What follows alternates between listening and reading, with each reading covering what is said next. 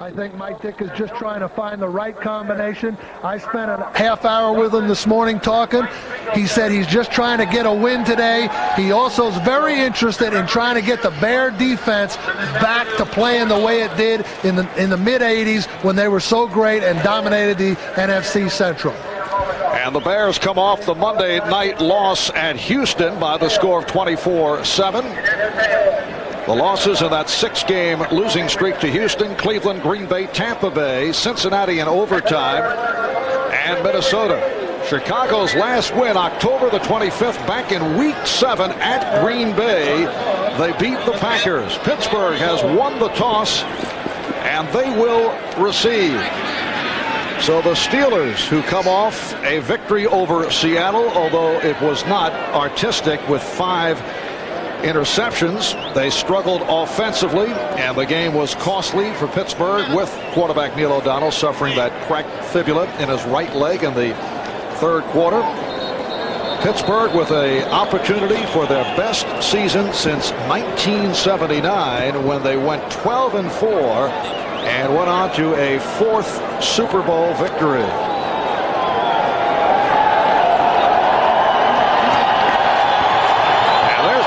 Who will get the start for the second time this season. This the Bears' 77th consecutive sellout. That includes 70 regular season games, 7 postseason. The Bears wrapping up the home schedule. They finish up next week at Detroit, and then they go to Dallas for the finale in what has been a very long season. This is Chris Gardocki in his second year out of Clemson. Set to kick it away. And Ron Woodson on the return. Woodson broke a tackle. And then had the ball jarred loose. Recovered by the Bears. Gardocki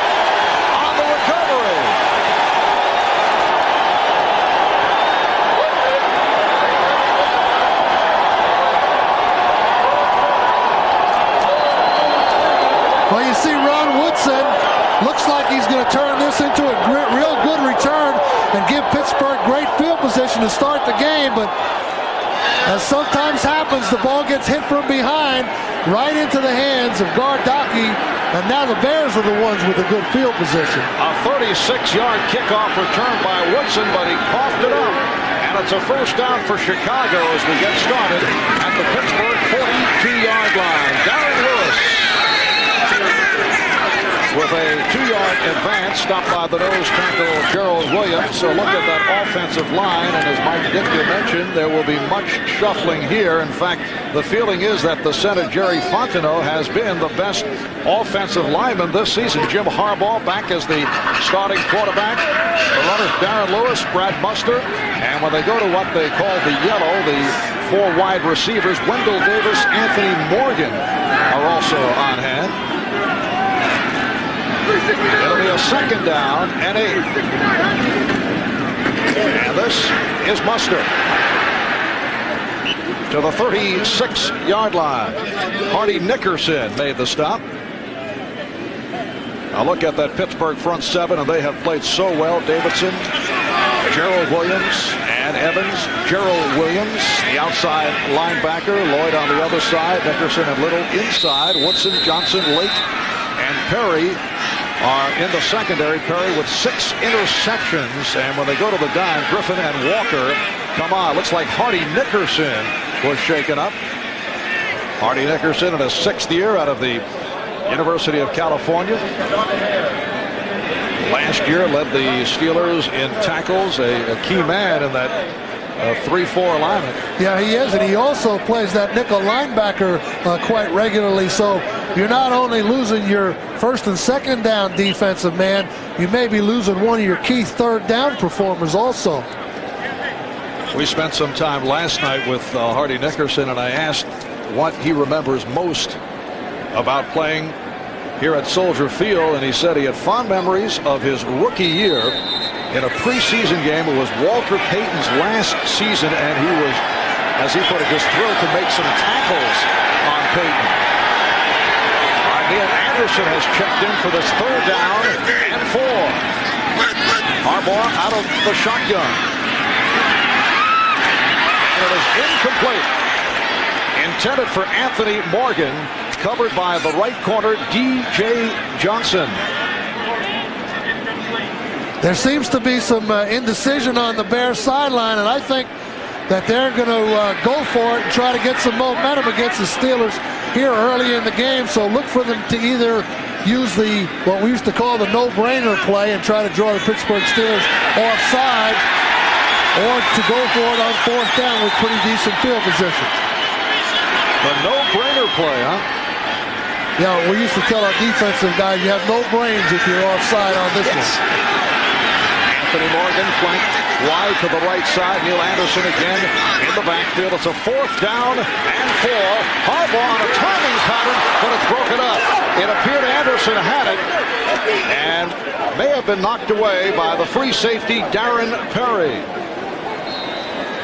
Well, Anderson on the right side coming out of the backfield, running what we would call an option or a read pattern. He's working against the Pittsburgh defender there, Darren Perry, and it looks like he just dropped the ball to me. Yeah, Perry did not make contact in taking a look at that replay. We'll be back in a moment. Able to take advantage of the kickoff fumble by Rod Woodson, so Pittsburgh takes over on downs. This offensive line has played very well. Jackson, Love, Dawson, Hasselrig, and Ilkin. Bubby Brister making the start at quarterback. Barry Foster leads the NFL in rushing when they go to the 4 wideouts. That's the alignment. Brister to throw on 1st down, as we mentioned earlier. Shoe top catch handled by Foster. Jim Morrissey on the coverage. A look at the Bear defensive lineup. Trace Armstrong returning from the knee problem up front with McMichael, Perry, and Dent. Ron Cox in the starting lineup, although Morrissey was in there on that last series, but Cox considered the starter for today. The secondary, Richard Fain replacing Lemuel Stinson at the right corner. Both Stinson and Paul will see service in the nickel. It's a 2nd down and 4, and now to the ground for Foster. He is able to slice his way to the 44. That is short of the 1st down. Barry Foster comes in with 1,444 yards on the ground, leading the NFL. But the idea today, as you mentioned on the top of the show, Mark, Pittsburgh opens with the pass on 1st down, then comes back with the run, and they try to keep this 3rd down yardage very short for Bubby Brister, and this is when he's at his best, when they can do the play action, the run and play, or actually throw the ball. But look for Pittsburgh to run this one. It's a 3rd and 2. 3 minutes gone by in the 1st quarter with no score. And we get the flags and a whistle blowing the play dead. Referee today is Jerry Austin. Ball start on the left guard, 5 yards. It's still 3rd down.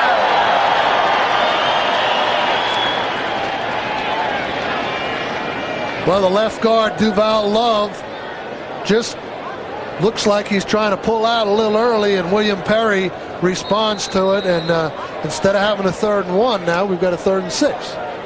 Duval Love, a veteran, acquired on Plan B from the Los Angeles Rams in his 8th year out of UCLA. Last week, went up against Cortez Kennedy of the Seahawks and held his own, played well. For the most part, he'll be facing the refrigerator, William Perry, today. And Brister throwing deep, and it is broken up. Wolford hurtling himself in the path of the intended receiver, Jeff Graham. Well, Jeff Graham had a step on number 49, David Tate, and Brister threw a good ball, but Wolford came off his man and was able to come over and break it up. But that play had 6 points written on it if it wasn't for Donnell Wolford. And now Wolford is back for the punt.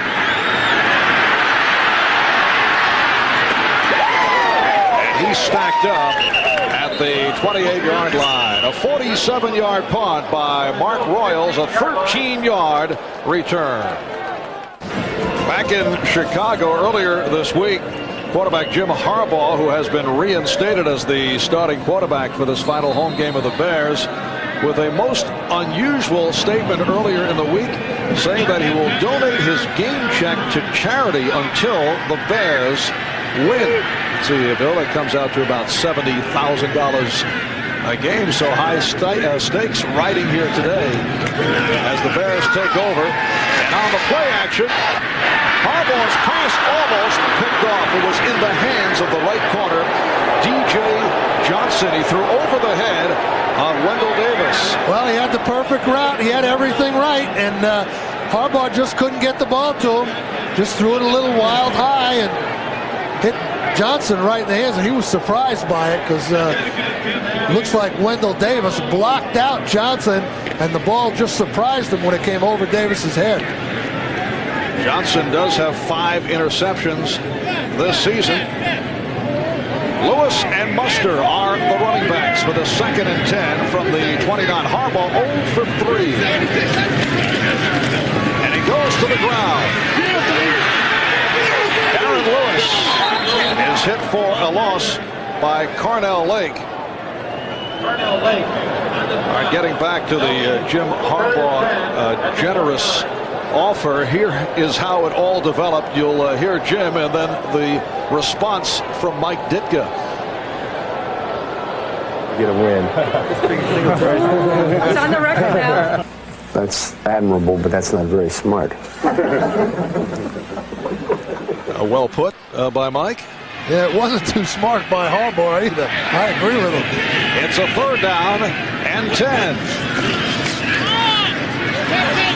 And now Harbaugh to the other side, and again almost picked off. This time Woodson stepping in front of Davis, and Jim Harbaugh hearing it from the crowd. But that's 2 drop balls by the Pittsburgh Steelers there. They had a chance for 2 interceptions on successive plays and didn't come up with either one of them. And sometimes those little things, even though it's well defense, can turn the game for or against you. You can make those plays, you turn it your way. All right, here is Gardocki back at his 15, and Woodson will return the punt. He coughed up the opening kickoff.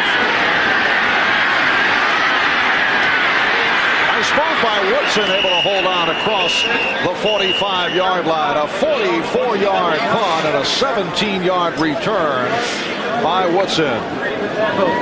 Steelers taking over. The Bears not able to get anything going. Jim Harbaugh opening at 0 for 4. I mentioned his statement earlier this week, saying he'll donate his game check to charity until the Bears win a game. Telephone lines, Bill, at Bear headquarters were flooded by charities after that announcement, as you might expect. One call came from New Jersey, I'm told, from an organization listed as the William Parcells Foundation. It's a 1st down at the 46-yard line. Merrill Hodge in motion. Brister looking that way. Goes short range for Foster. So Barry Foster out to midfield. We're set for an update. Let's go to Bob Costas. Marv, in, as you can see, a downpour at Arrowhead. Christian Okoye will cough the ball up here, and Tim Goad will take it 19 yards for a New England touchdown. The Patriots, underdogs by more than 2 TDs, grab a 7-0 lead. Later, Nick Lowry kicked a field goal to cut it to 7-3. That touchdown you just saw came on the game's first play from scrimmage. All right, Bob. Meanwhile, here in Chicago on this 13th day of December, temperature at 40 degrees. A most unusual, good-looking day for this time of the year. Barry Foster has a 1st down. Trace Armstrong making the stop. Well, Trace Armstrong coming off that injury. It's kept him out for a couple of weeks, but he's back in the lineup, and they need him because he's one of the young defensive linemen that the Bears can build a defense that eventually is going to involve several new players. Steve McMichael, of course, the great veteran's been in there for many, many years. They have to think about replacing him, but Armstrong's a guy that's a good guy to build the defensive line around. On this 1st down play, Foster is hit for a loss. Barry Foster, in his third year out of Arkansas, seeking to become the first Steeler since 1946 to lead the NFL in rushing. Back in 46, Hall of Famer Bullet Bill Dudley did it. In fact, led the NFL at 46 and 42. And back in 1938, Pittsburgh Steelers had a running back by the name of Byron Whizzer White, who these days has his hands full as a Supreme Court justice. He led the NFL in rushing. And Krister taken down by the refrigerator. William Perry has had a disappointing season, but he comes up with his second sack of the year. Well, William Perry, number 72, runs a little tackle twist. And what happened there is Dermontti Dawson, Carlton Hasselrig, and Duval Love, there are three blockers there to block the two tackles rushing, and they should have been able to get the job done, but they didn't. And it sends it back to a third down and 22 at the 44-yard line. Krister with a deep drop just to get it off on the screen. But Leroy Thompson had nowhere to go. Stopped by David Tate, and the crowd very much into it, responding to the good defensive play on this series by the Bears. Well, both teams are very excited about playing today. You can tell by the contact and the speed at the way the game's being played. Both offenses have had a shot at good field position, but both defenses have responded well. And the punt by Royals was blocked. Now the Bears appear to be a sparked up team. It appeared that Lemuel Stinson was the first to get a piece of the ball. Well, this is the second turnover that Pittsburgh's had on special teams. Right up the middle, Glenn Kozlowski, number 88, was the first there, and then Lemuel Stinson right with him, but it looked like to me, from our vantage point, that Kozlowski was the one that made the block. So the Bears first down at the Pittsburgh 39, 7 minutes to go. First quarter with no score.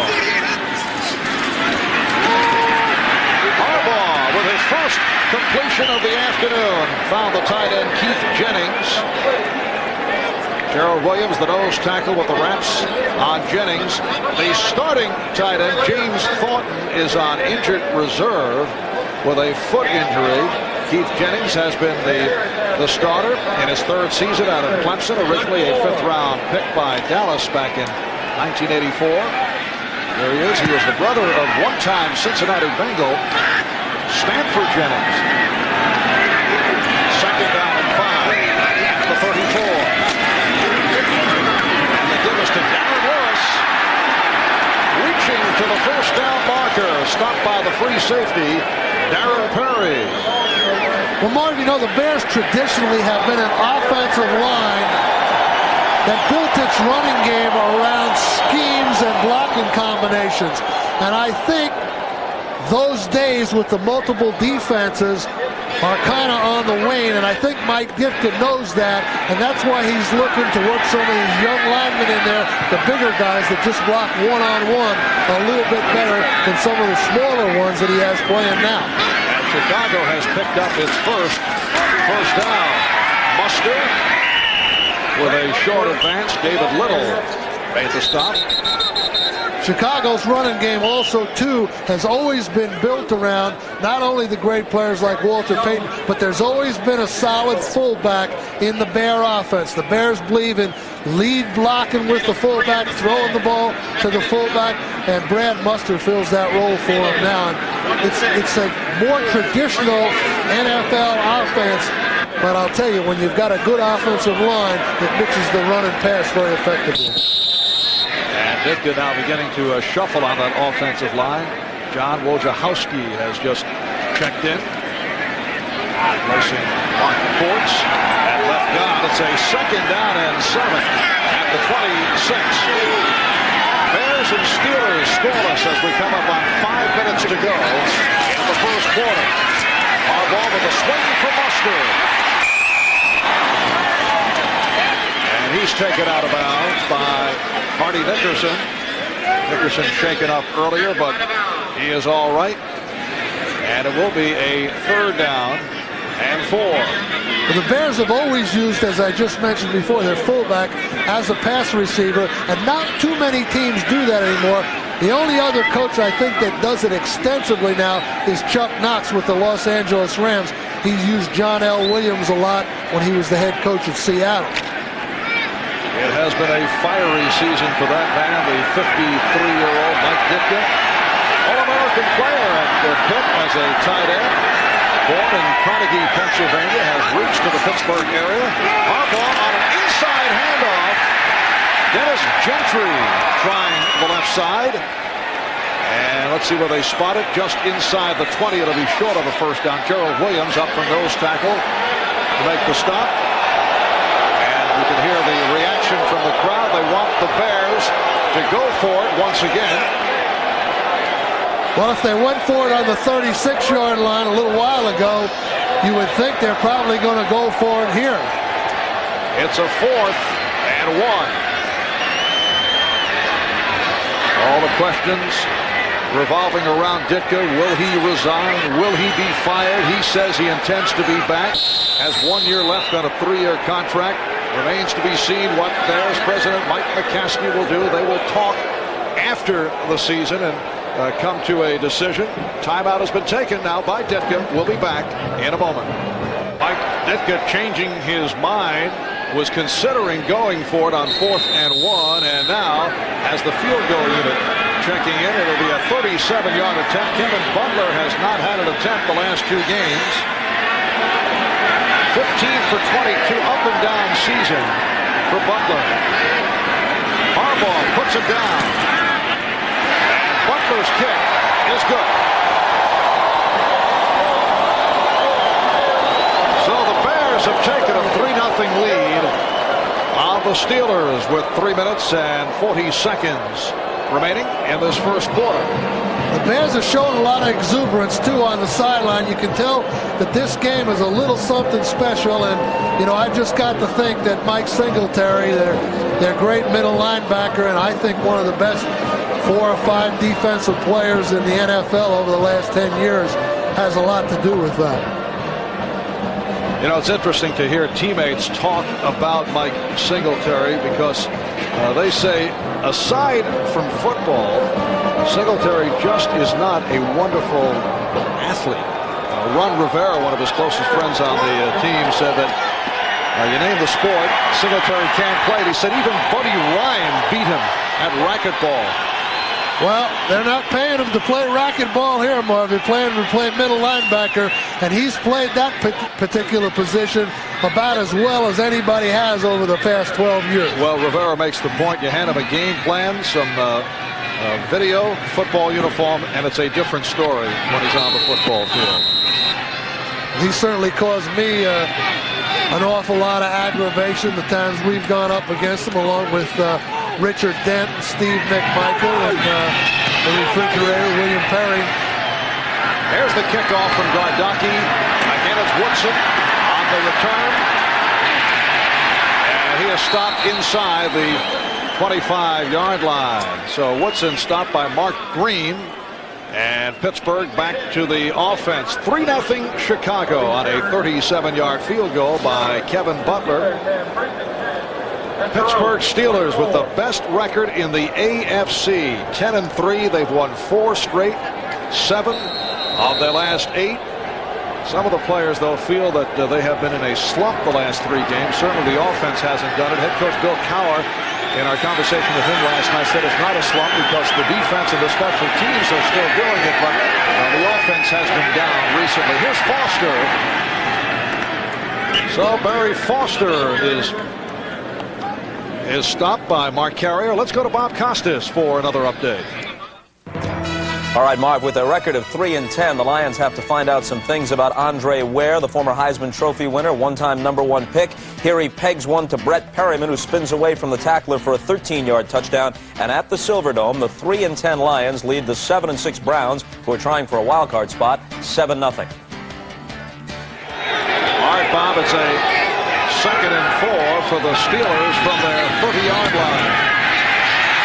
Foster is taken down for a loss, and the Bears here in the first quarter have done a good job against Barry Foster. John Roper on that tackle. And John Roper is a guy that, some of these linebackers that the Bears drafted to replace Wilbur Marshall and Otis Wilson just haven't really developed, but Roper makes a good play there. But there's the guy that was drafted, as I said, to take Otis Wilson's place or Wilbur Marshall's place, and so far he hasn't filled those very big shoes. Foster 5 carries, only 12 yards, 3rd down and 4. Brister with a long look. Incomplete, intended for Dwight Stone, and a flag throw against the Bears. A hard hit applied by David Tate in the coverage of Dwight Stone.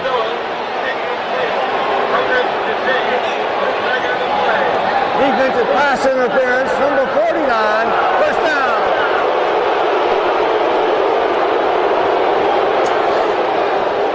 Well, you see David Tate chasing the receiver across the field, Dwight Stone. Here's another angle on the shot. It looks like he has his backhand around Stone's waist, and that's what the official called, and that was pass interference. First penalty assessed against the Bears, who were hard hit Monday night in the game against Houston. 9 penalties called in all. Here's Foster, can't get any running room. Richard Dent was right there.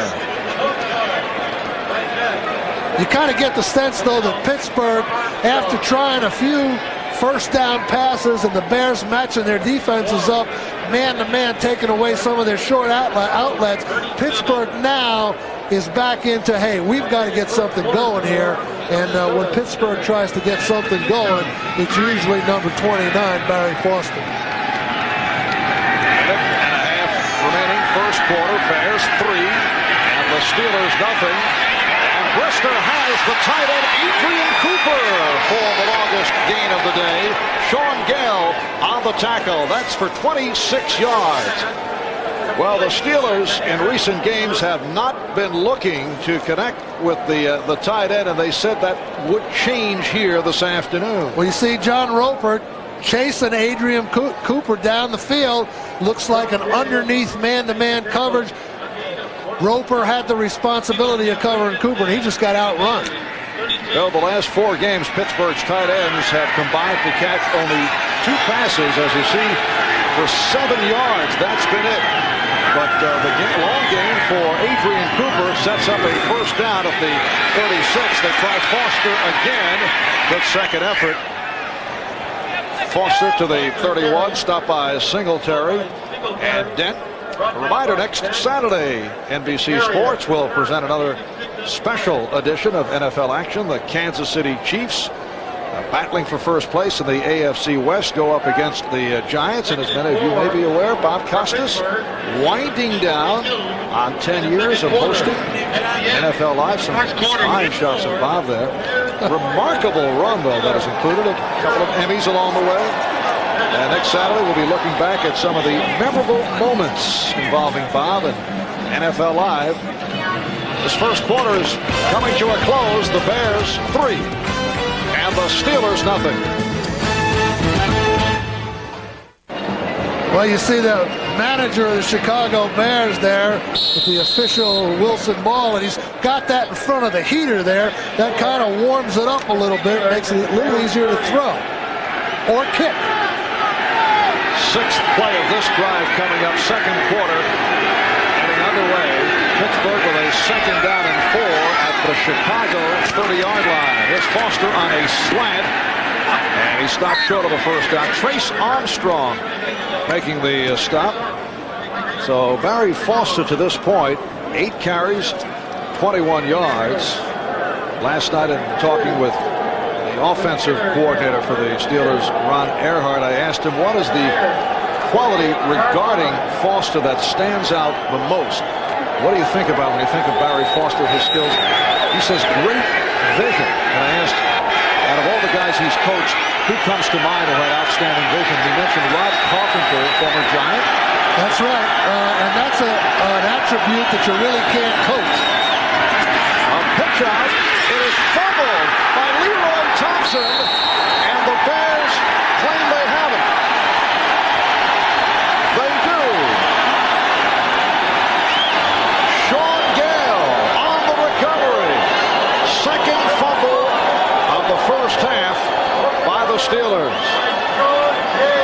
Well, the Pittsburgh Steelers try a quick pitch out there, and no one hits Thompson. He just never gets full control of the ball. I think he was searching for the grip as he turned the corner, and once you turn the corner and look up, the ball's gone. You can't find it again, and Sean Gale came up with the recovery. Leroy Thompson used as a change of pace by the Steelers, who'll come on occasion for Barry Foster. They'll use him in the slot. They have him split out at times. Started a couple of games. He lost the ball. Sean Gale on the recovery. Bears take over at their 25-yard line. We're early second quarter. Chicago with a 3-0 lead on a 37-yard field goal. And Harbaugh with a play-action pass that is looked to be knocked down. Pittsburgh Steelers have excelled in batting passes down, although they have not done it in recent weeks. On that last play, it looked like someone got a hand up. Well, here's a better look at Leroy Thompson, and you see he had the ball in his hands, and he just dropped it. And, you know, as we mentioned, Marv, in a couple of our prior telecasts, when the weather starts to get a little cold, that ball gets a little slicker. It's a little harder to hold on to, especially if you have gloves. You don't get that feel quite as good. I think that's what happened to Thompson. Second down and 10, the 25-yard line. And the give to Mustard. Nothing there. Brad Mustard stopped by Hardy Nickerson.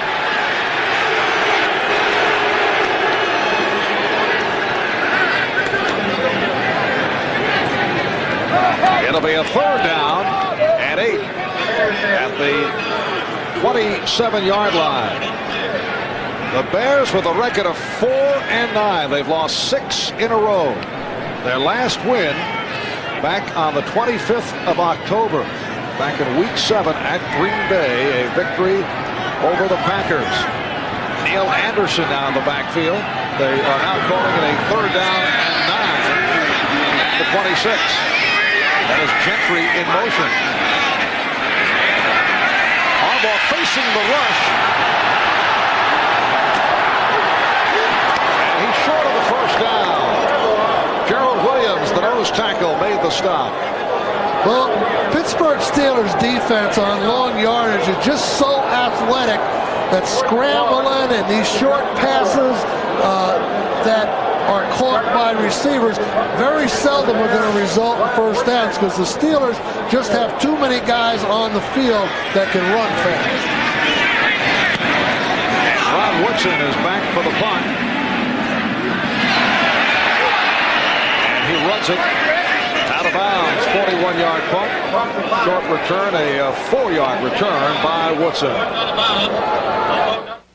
Chicago Bears future Hall of Famer Mike Singletary honored in his final home game here at Soldier Field. I was able to come up with this fine item, Bill, a commemorative coin that is being given away to the fans on the occasion of Mike Singletary's finale here. Well, Singletary's just been such a great player here for the Bears, and you know, he's in the draft class of 1981 with a couple other great defensive players, Ronnie Lott and Lawrence Taylor. They have 10 Pro Bowls apiece. Mike Singletary has 9. Time when we go back to the NFL Live studios, we will see the pregame ceremony that took place honoring Singletary. Good hit put on Jeff Graham. Richard Fain providing the coverage, and it'll be a 2nd and 10 at the 30-yard line for Bubby Brister and the Pittsburgh Steelers. That was an impressive class back in '81 in terms of defensive players. Check out this list. Well, you just see how many are still doing the job, and Singletary, of course, is right up there. Taylor, Lott. Dennis Smith, the great Broncos safety, and then a guy that's been retired for a few years, Kenny Easley, one of the great players in the NFL for a number of years.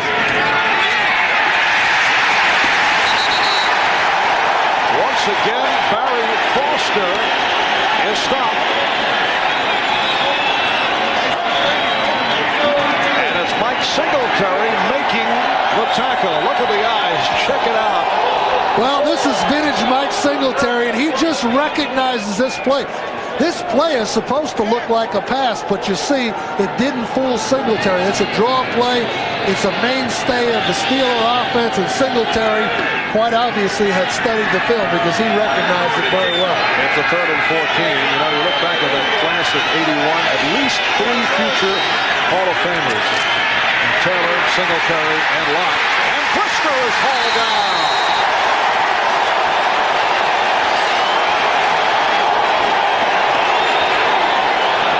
Chris Zorich will get credit for his first sack of the season. Well, Zorich just working hard against Hasselrig and Dawson. He winds up beating 2 blockers and sacking Brister. And the Bears defense right now is playing as inspired a football as they've played in a very long time. Bears take a timeout as Mark Royals gets set to punt to Donnell Wolford. We'll be back after these messages. They have only 9 players on the field for this punt. Wolford shading back for it. And here is Donnell Wolford on the return. And it's the punter, Mark Royals, forced to make the tackle. Oh, that's just an unbelievable play by Mark Royals. I mean, very seldom are you going to see a punter be able to make the play on a great punt returner like Donnell Wolford. Now you see him, he has a straight shot up the middle, a 2-way go on Royals, and Royals just hangs in there and makes the play. And that's just an unbelievable play by Royals. That play should have scored. A 55-yard punt and a 35-yard return by Wolford. Royals a good athlete and goes 6'5", 210 pounds, and he came up with the tackle, saving the touchdown. It's a first down for Chicago at the Pittsburgh 38-yard line. A bobble by Lewis. He's forced out of bounds. There's Mark Royals. He knows he's in trouble. Gets in a pretty good football position, bends his knees a little, and makes a great open field tackle on Donnell Wolford. That's unbelievable. I haven't seen that in 10 years. You know, I can tell when you are genuinely impressed. I'm impressed with that play. I wish I had a punter that could tackle. My guys used to faint all the time. That's not F-E-I-N-T, is it? No. It's a 2nd down and 9. I know Dave Jennings and Sean Landetta will be very pleased with your assessment. Harbaugh 2 of 7. Goes sideline, and Muster took the hit. He was rocked by Woodshead, who gets involved in some taunting of Brad Muster. Well, I think Woodson's kind of taunting the Bear bench a little bit there. And this game has got a little spice in it. Muster in the flat, Woodson solid hit. You know, he knows he made a good play, and now he's talking to the Bears over there. Probably asking them if they got their Christmas shopping done. You know, they've been practicing. He's probably saying, I've been practicing. Haven't had time to do much of my shopping. Well, you can read lips very well, Bill, from up here. Huh? Bears with only 1 first down to this point, and they're looking at a 3rd down and 6 at the 34. Harbaugh stepping up and now will run for it. And has a first down at the 25.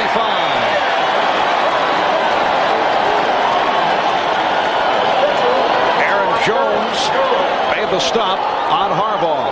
Well, that was a man-to-man defense, and all the Pittsburgh defenders had their back turned. So that's why Harbaugh's down the field so far before any of the Pittsburgh players recognize that he's running.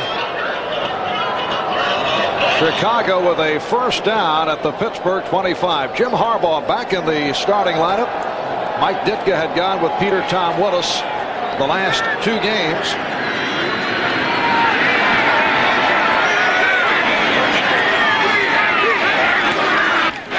A pitch out for a reverse. Anthony Morgan. Another Chicago first down on a beautifully executed play. DJ Johnson with the tackle. Anthony Morgan goes for 16 on the reverse. Well, this play should have been another touchdown for the Bears. Morgan there in the open field, Harbaugh leading them. DJ Johnson just makes another unbelievable open field tackle to prevent a touchdown. That's 2 chances the Bears had to score in the open field there. Now, I'm not taking anything away from a well-executed play, but you got to give DJ Johnson credit. Now, we'll see if that saves him 4 points. It's a first and goal down at the 9-yard line. And here is Darren Lewis. Stopped by Gerald Williams. Darren Lewis in his 2nd year out of Texas A&M. Last year filled in at both running back positions and has emerged as a starter. Neil Anderson is now the backup. Darren Lewis, a strong, instinctive runner, but doesn't have the great speed. But he is a good changeup for Neil Anderson, and they like him as a runner. He's got some physical strength, and he's got some quickness, and he's got good balance, and he's developed very, very well for the Bears. He's averaging about 5 yards per carry. 2nd and goal from the 6. Mustard reaches to the 3. Covered up by Kenny Davidson. Well, now's when you're going to find out here on this 3rd down whether DJ Johnson saved the Pittsburgh Steelers 4 points or not. 3rd and goal from the 3. This is one of the most difficult offensive and defensive calls that there is in football. 3rd and goal on the 3, a little too far to maybe run it unless you surprise them with a quick trap or a draw, and you don't have a lot of room to throw it if you want to throw it. So this is a very, very tough play selection and a tough defensive call also. 6.5 to go. First half, Marv Albert, Bill Parcells from Chicago. And here's the play. Touchdown, Darren Lewis.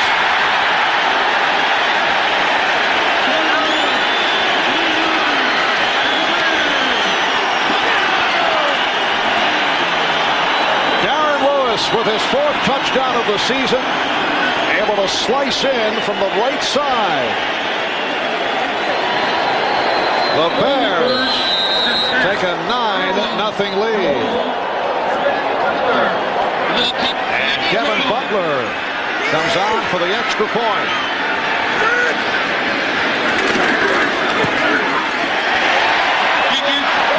So an impressive start for the Chicago Bears, who are trying to stop a 6-game losing streak. 7 plays and 38 yards, capped off by a 3-yard run for Lewis.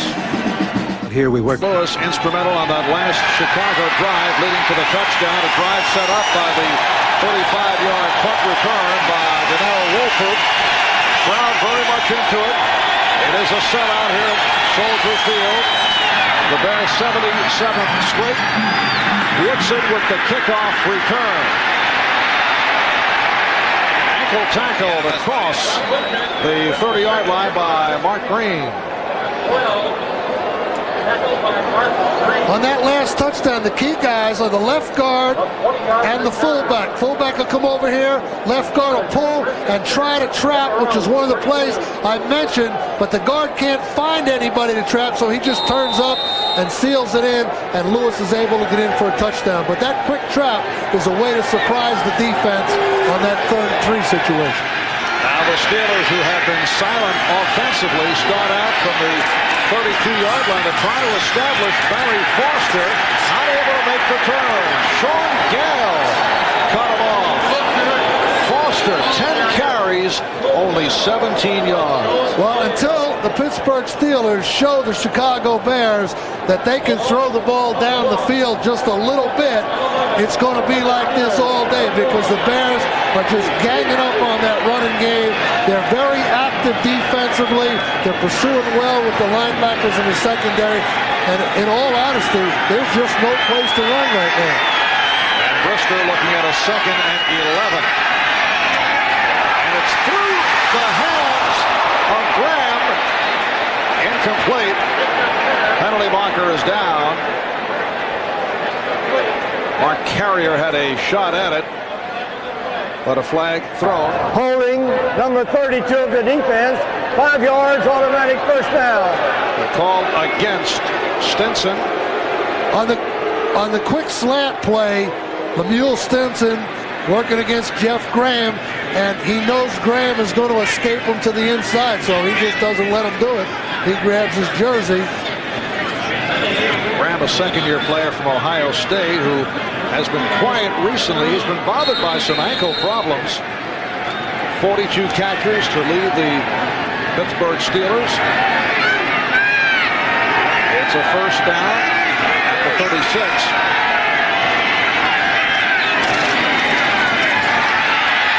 Brister with the good play action. Graham with the leaping attempt. Couldn't hold on.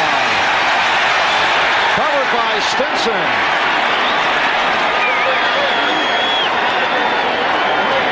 Well, it was a very good play action fake by Brister, and you see Jeff Graham working against the same guy, Stinson, on what Ron Earhart calls an in-cut. Ball's a little high, but Graham should make that play. Stinson's just trailing him. Brister throws it very well. Just a little high, but a very catchable ball. And Graham lets it get away. And you see Stinson just kind of undercuts him as he goes to make the catch. It's a 2nd and 10 at the 36. Now Brister to the other side. Threw it behind Graham. Covered by Stinson, and there's no question they are trying to provide a workout for Lemuel Stinson. He is a target right here. Well, there isn't any doubt about that. They think that's the guy they can go against, and they're matching up Graham against him. But, you know, in this series, Stinson's kind of held his own. He got the 1 penalty, but they've thrown 2 more over there, and they have no yards to show for it. I think this wind is starting to affect the thrown balls just a little bit, Mark. Well, Brister, 4 of 8 now, has missed his last 3. 3rd down and 10. Brister from the shotgun. Couldn't find anyone. Throwing on the run, and it is incomplete. Intended for Ernie Mills. Covered by Donnell Wolford. The crowd reacting to the strong defensive play by the Bears. Well, Brister's just running for his life, and then Wolford right on the receiver, and the Bears just have it going all their own way right now in the first half. Royals for the punt. Once again, Wolford, who had that terrific return, 35-yard return that led to the Chicago touchdown, but this one carries out of bounds at the far side. 5:09 remaining, first half. Defense, struggling all season, has certainly lifted here in the first half. Perhaps some inspiration provided by Mike Singletary playing his finale here in Chicago. Well, I think whatever it is, it's working, and everybody's involved. It's not just 1 or 2 guys. They got all 11 out there playing good, solid, hustling, aggressive defense. The Bears start from their 22. They lead the Steelers 10-0. We're winding down first half. A bubble catch by the tight end Keith Jennings. Did well to hold on. He's run out by Gerald Williams for Jennings. It is his 2nd catch of the game. Harbaugh on a 3-step. Jennings running what we call the diagonal pattern. Tight end on a quick flat or diagonal route, and Harbaugh just raises up and hits it. Easy 9 yards there. It'll be a 2nd down and 1. 4:40 remaining in this first half.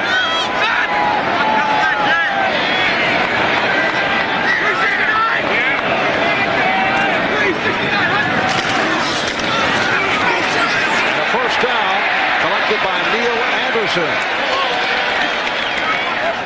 Aaron Perry made the stop. Bill, you mentioned the the wind playing a factor here in the first half. I know you have wonderful memories of a particular windy day, 1985 playoffs. Giants and the Bears, scoreless game, and your punter, Sean Landeta, apparently had some problems with the wind. Came up empty on that punt, and Sean Gale picked up the loose ball, went in for the touchdown, and the game's first score. Bears, I don't have to remind you, went on to win by the score of 21-0. Did you say he had a small problem with the wind, Mark? You're very tough on punters this afternoon, particularly some of your former guys. First down play, Harbaugh lost his balance, then regained, and he threw a bullet at Neil Anderson. Well, that's the kind of play, though, that you like to see your quarterback keep in his pocket. You know, you try to make something out of virtually nothing, and you come out and you see he surprised the receiver with that pass, and it almost resulted in an interception. Jim Harbaugh, 4 of 9, only 22 yards. #1 draft pick of the Bears in '87 in his 6th year out of Michigan. Last year, because of injuries to the running game, the Bears went with more of a passing game, and Harbaugh set team records for pass attempts and completions. He certainly had his ups and downs this season. Back in the starting lineup after Peter Tom Willis started the last 2. Harbaugh throwing one, and let's see. He caught it. Kelly Blackwell, no, now the official says incomplete. Kelly Blackwell with a bobble as he was covered by Hardy Nickerson. Well, the field judge has entered into this conversation now, and he's the one that lines up behind the safety man, and he may have had a better vantage point like the one we're looking at right here. They do not have the luxury of looking at the replay, trying to figure it out, visualizing the play, which is... Well, it looks like he has it there, but it may be pinned on the ground by his body, and it does look like it shakes loose, and I think they were correct to rule out an incompletion. I thought he pinned it. He may have pinned it. And it is ruled incomplete. It's a 3rd and 10. 3rd down and 10 from the 37. Bears 10, Steelers nothing. 3.5 to go in the first half. Marv Albert with Bill Parcells from Soldier Field in Chicago. Harbaugh stepping up and could not find anyone, and he's hauled down back at the 30-yard line. First sack of the day for the Steelers, and Rod Woodson will get credit. That is 5th of the year. I'm impressed with both pass defenses. That time, the Steelers just had all the Bear receivers blanketed very well, and Harbaugh was wise not to try to throw it down in there with those athletes the Steelers have roaming around that secondary. Chris Gardocki will punt from his 16. Rod Woodson is back at his 25. Good job, way to get it on. Fair catch call, and Woodson took it at the 27. It's a 43-yard punt. Well, coming up Christmas Day, NBC will have a special holiday presentation starting 3 o'clock Eastern Time. David Robinson and the San Antonio Spurs go up against the Los Angeles Clippers, who are off to a good start. And then in prime time, 8 p.m. Eastern, a look back at some of the athletes who made the Barcelona Olympic special and Olympic Christmas Barcelona memories. And that'll all be capped off with Michael Jordan and the world champion Chicago Bulls taking on the club that pushed them to the limit in last season's playoffs. Patrick Ewing of the Knicks. That's all Christmas Day here on NBC. They had a little fun with the Czar, huh, Mark? The Czar will be in the Christmas stocking. Pass intended for Dwight Stone. Donnell Wolford on the coverage, and congratulated by a very hyped up Chicago sideline. This club is sky high for today's game. Well, the results show up on the scoreboard too, because you know, when you play defense with this kind of enthusiasm, good things start to happen. And you know, the Steelers aren't executing very well, but the Bears have an awful lot to do with that. Steelers only have 36 yards total offense today so far. 2nd down and 10, and Brister again incomplete.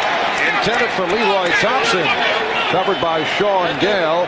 Brister opened up 4 of 5, and he is 0 for his last 6. Well, you know, Brister's made some pretty good throws. His receivers just aren't catching the ball very well today. Brister knows where he wants to go.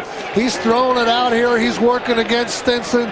Now, that time he tried to match up Leroy Thompson against Sean Gale, the strong safety, and get a little speed mismatch there. And the receiver's got to catch it. All he can do is throw.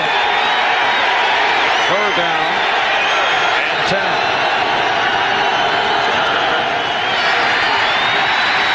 Brister with the protection going deep, and it's intercepted by Donnell Wolford.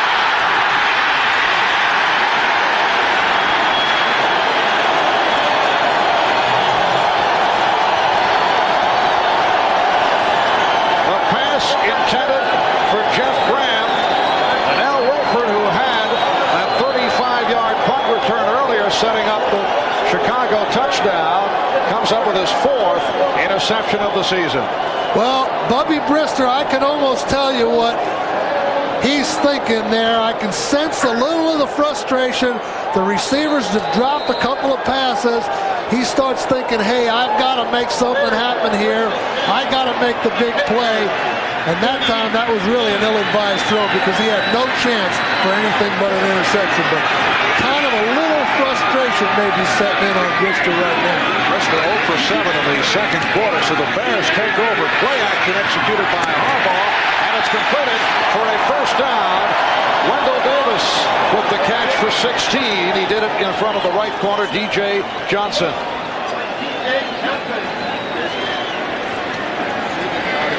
A look at Chris Zorich, second-year player out of Notre Dame, responding as he watches the interception by his teammate, Donnell Wolford. First down at the 25-yard line. Wendell Davis is to the left. Anthony Morgan to the right. Morgan starting again for the injured Tom Waddle. And we get the indication, 2-minute warning. We'll be back in a moment. Bears lead 10-0. Working to be the best. Has not gone the way the rookie head coach Bill Cowher would have liked in this first half. His club trailing 10-0. And the Bears on the doorstep once again. First down at the Pittsburgh 25-yard line. Short set by Harbaugh. Completes to Davis. Run out by Johnson.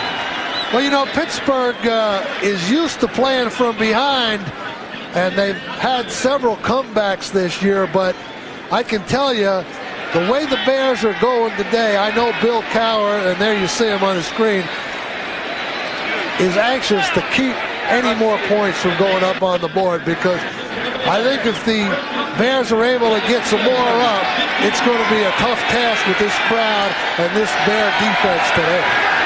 First down for Chicago at the 15. Muster and Lewis on the running backs. Here's Lewis trying to stiff on his way and gets to the 11. Hit down by David Little.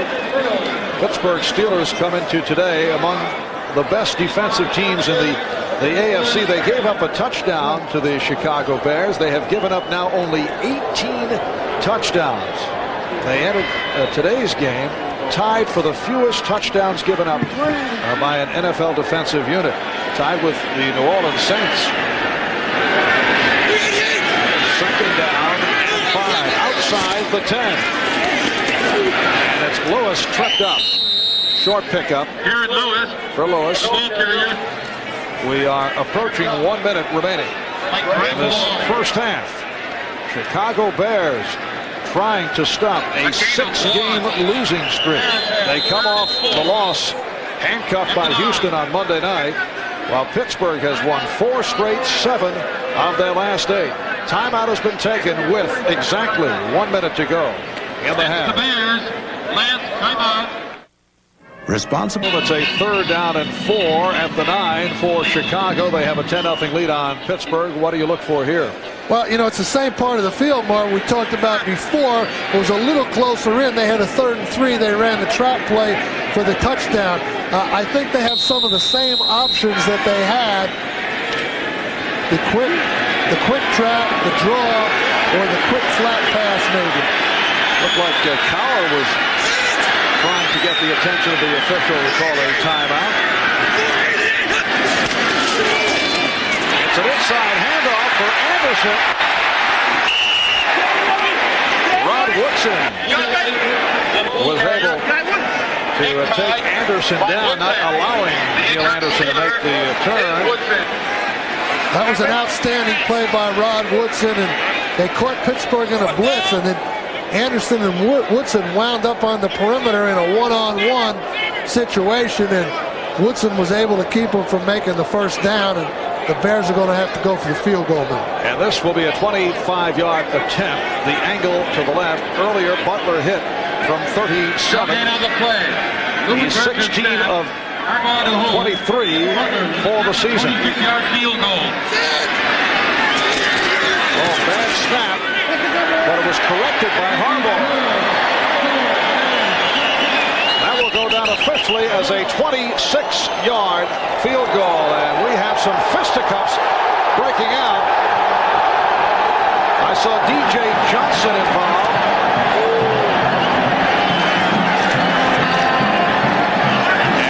And it looked to be Keith Van Horn. Well, there's a little spice involved in this game right here. 13-0 now, and the Steelers are frustrated. You know, they have that home field advantage still on their side, and you know, if they don't win today, though, it goes back to the tiebreaker with Buffalo, and then Buffalo will have it. And here's the field goal. Jim Harbaugh just rectifies a little low and inside snap, and Butler's able to put it on the board, and then we got a little exuberance going back and forth. DJ Johnson, he's trying to pick on the 6'7", 300-pound Keith Van Horn, and kind of like trying to climb an oak tree there, Marv. Got a little guy trying to get involved with a 6'7" guy. Doesn't usually work out too well. Usually, yes, good point. Chicago Bears have been using Jay Lewinberg as the snapper. And a change, instead of Woodson back deep, it's Leroy Thompson as the deep man. 50 seconds remaining in this first half. And that hit a Steeler.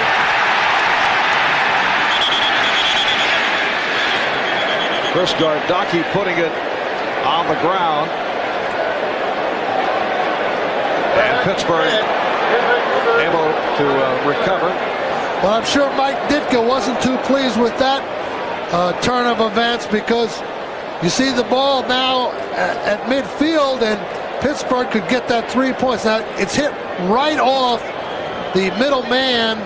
I can't get his number, but Warren Williams. Huh? Looks like Warren Williams, number 42.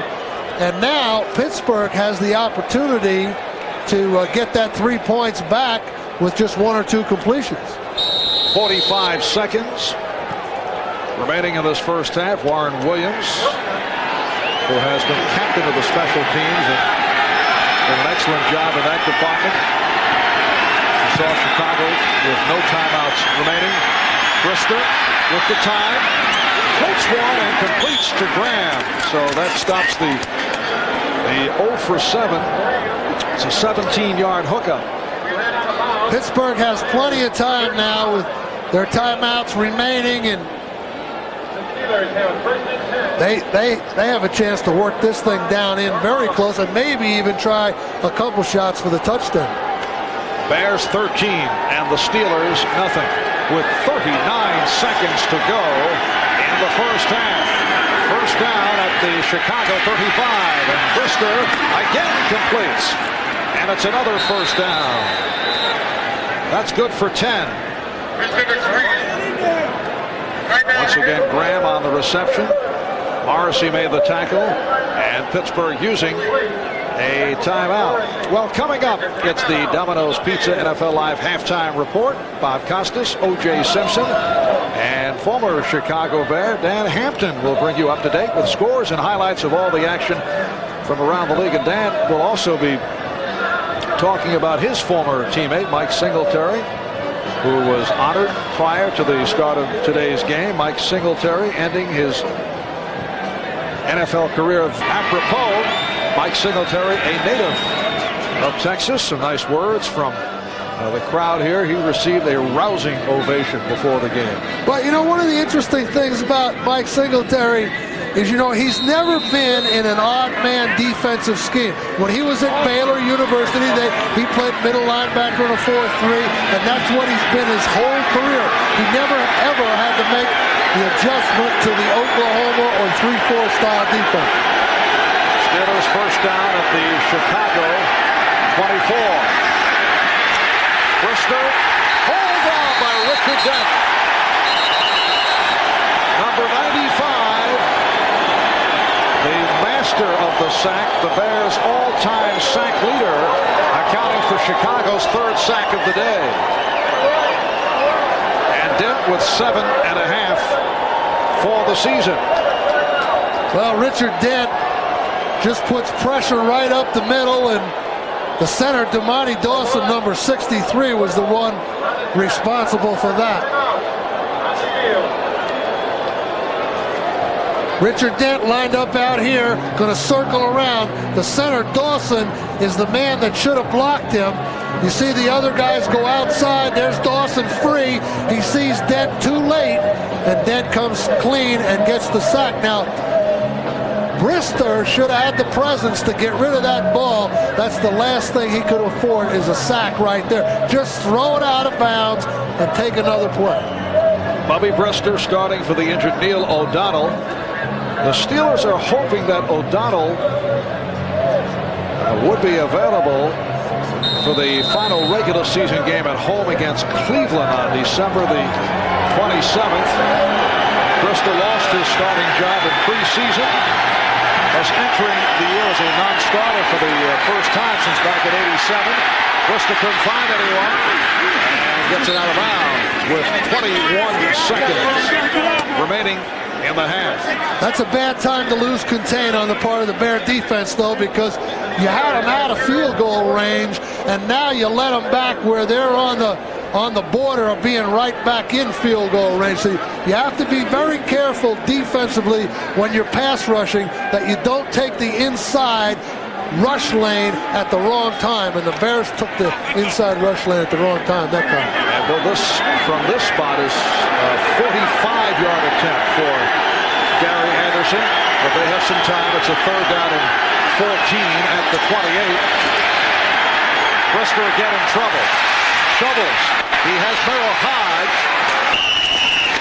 And Hodge is run out by the linebacker Jim Morrissey. Merrill Hodge, player who has adjusted to a different role, a role that has been reduced dramatically with the emergence of Barry Foster, although the story in this first half has been the fact that Foster has been handcuffed. They have just stopped him.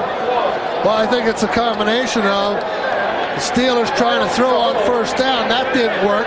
So the Bears know, well, what's their next recourse? Run. And now they ganged up on that. Now Anderson sets up for the field goal right here.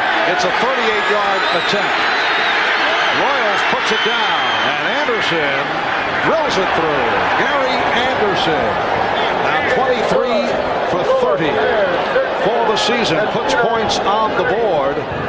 So the Steelers now trail the Bears by the score of 13-3 with 8 seconds left in the half. But you see what that squib kick did. I mean, of course, they weren't trying to hit Warren Williams on that kickoff, but, attempting a squib kick like that, sometimes things like that happen, and that allowed the Steelers to get the 3 points back that the Bears just got. Anderson dropping back, and he will kick it off. 8 seconds remaining in the half. Mike Ditka, though, we just saw him on the sideline. He's got to be happier than he's been in many weeks with this first half performance on the part of the Bears, because this kind of reminds me a little bit of the old style Bear defense, the way they've played this first half. And I can tell you, Marv, I don't need any friendly reminders of that old style Bear defense. And then you had to go put Dan Hampton's picture up on the monitor here just a few minutes ago and remind me of another one of those Bears. You're not taking these things personally now, Bill. Well, I used to. Anderson puts it on the ground, and it is gathered in by one of the up men.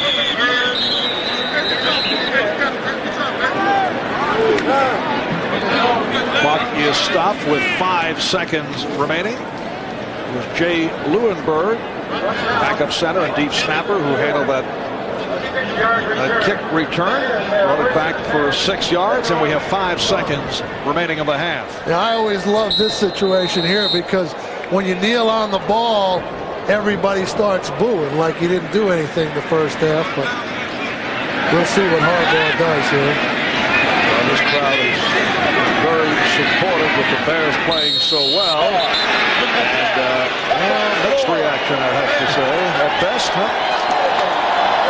And now the Bears hear the cheers as they head back to the locker room with a 13-3 lead. We'll be back with Bob Costas in the Domino's Pizza NFL Live halftime report after this from your local station. A special eyewitness video tonight at 7/6 Central. You anticipated earlier on NFL Live the possibility of an upset, although we have a long way to go. Well, what I didn't anticipate was the Steelers turning the ball over 3 times the first half.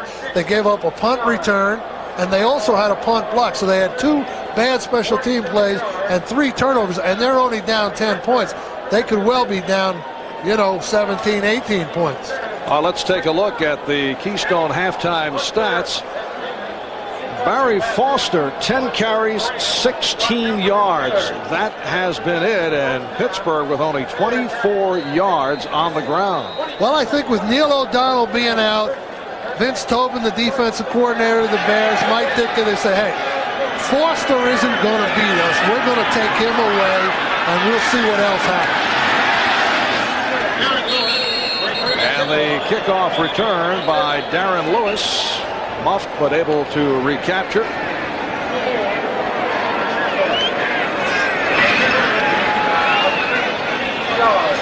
So a 17-yard return.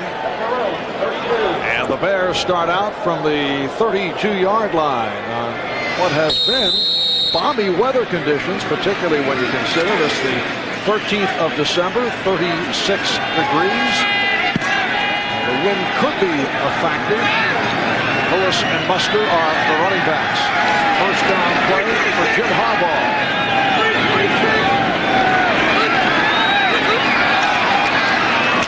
And the second back coming through, Darren Lewis with a nice run, reaching out near the 40-yard line. Gerald Williams made the stop. Pittsburgh Steelers have won 4 straight, 7 of their last 8. Buffalo Bills have to be delighted with what they have seen to this point as they and the Steelers vie for home field advantage throughout the playoffs. Chicago Bears, on the other hand, coming with 6 consecutive losses. The Steelers have never won a regular season game in Chicago. 0-10 coming into today. Second down and 2. And Muster has a first down. Brad Muster in his 5th season out of Stanford. Able to collect the first down. Carnell Lake made the stop.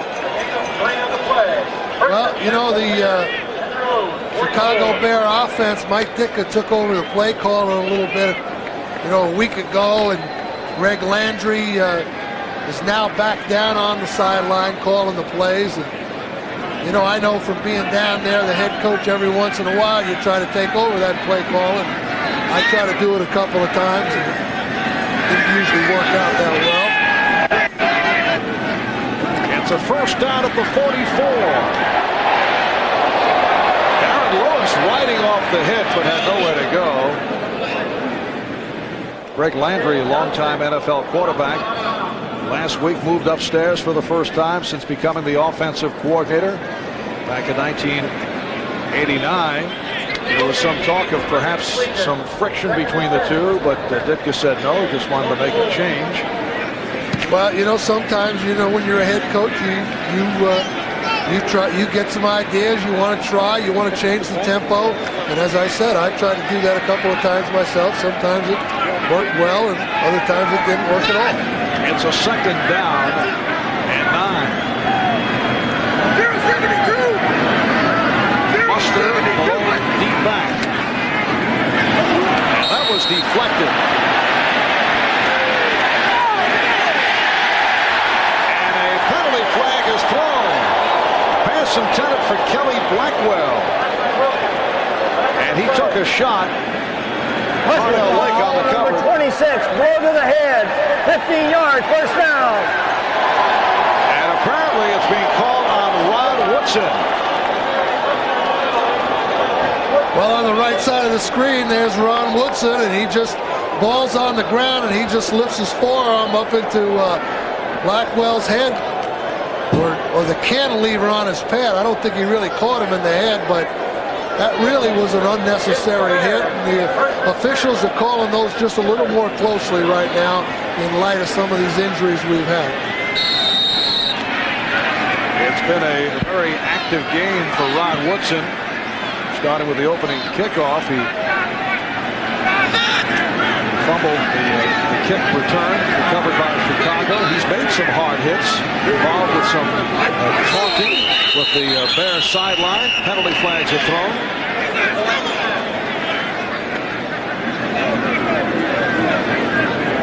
Referee is Jerry Austin. Before the snap, ball start on number 78. It's 5 yards, still first down. That'll be Keith Van Horn, the right tackle on the right side of the screen there. You see him lurch up. And what's kind of interesting to me, Marv, you know, the Bears were not in any one-back sets the first half, and the last couple of plays they've been in a one-back formation. Most of the first half they were in two backs. Now they're back in the two back. And Morgan in motion. Here's Lewis. Looks to be short of a first down. Stopped by the inside linebacker David Little.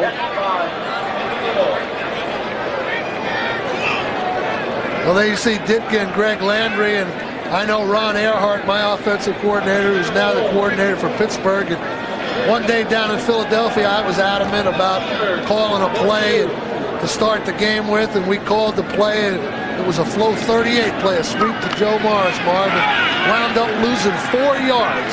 And we fumbled the ball, and Ron said to me, he said, well, Bill, it's second and 14. What do you want to do now? Right here on second down and 11. Harbaugh's pass was thrown offline. DJ Johnson on the coverage, intended for Anthony Morgan. Well, the thing about the Pittsburgh Steelers defensive backs, they're very confident, and they don't give much cushion. And you see DJ Johnson right on Anthony Morgan that time, and you know, there's just not any place to stick that ball in there. Woodson and Johnson do play very tough coverage most of the time. So getting back to play calling, do you feel it does work when the head coach handles it, or do you think it's better to have the offensive coordinator concentrating on calling the plays? We'll get to that in a moment. It's a third down at the 11 at the 42 in Pittsburgh territory. Harbaugh able to pull away, went short range for Gentry, and he stopped short of the first down. Greg Lloyd on the tackle. Well, you know, Marv, I think they've got to act in concert, but you know, the head coach is the one that's going to have to take the responsibility in the end. So if he has a gut feeling, or he has something on his mind and he feels it should be done, then I don't think it's wrong to exercise that privilege, because he's the one that has the perception of the whole team. And the punt by Gardocki carries to the end zone. It will go down as a 37-yard punt, and Pittsburgh will start out from its 20. Mike Ditka upset by that last punt. He wanted his punter, Chris Gardocki, to put the ball up in the air to allow his coverage men to down it inside the 5-yard line, but he just kicked it straight to the end zone. Pittsburgh has around 20. And they start out first down from the 20-yard line. Here's Foster to try to establish the run, but cannot. John Roper on the tackle of Barry Foster. 11 carries, 17 yards for the man who leads the NFL in rushing. 1,444 yards coming in. He has run for 100+ yards 10 times this season. That's the most in the National Football League since 1986, when Eric Dickerson had 11. Second down and 9. Brisker to the sideline, intended for Jeff Graham, covered by Donnell Wolford. Well, this is the place, though, that Pittsburgh's having the problem. They can't get Foster established so well today, and I think when you prioritize your defensive things that you need to do against the Steelers, taking Foster away is certainly number one, but now Pittsburgh has had the opportunity to go to some open receivers. A couple of times the throws have been errant, and then several times the first half, the receivers have dropped the ball. So the passing game is not taking the pressure off Foster right now. Third down play. And it is rolled incomplete. Discussion, though.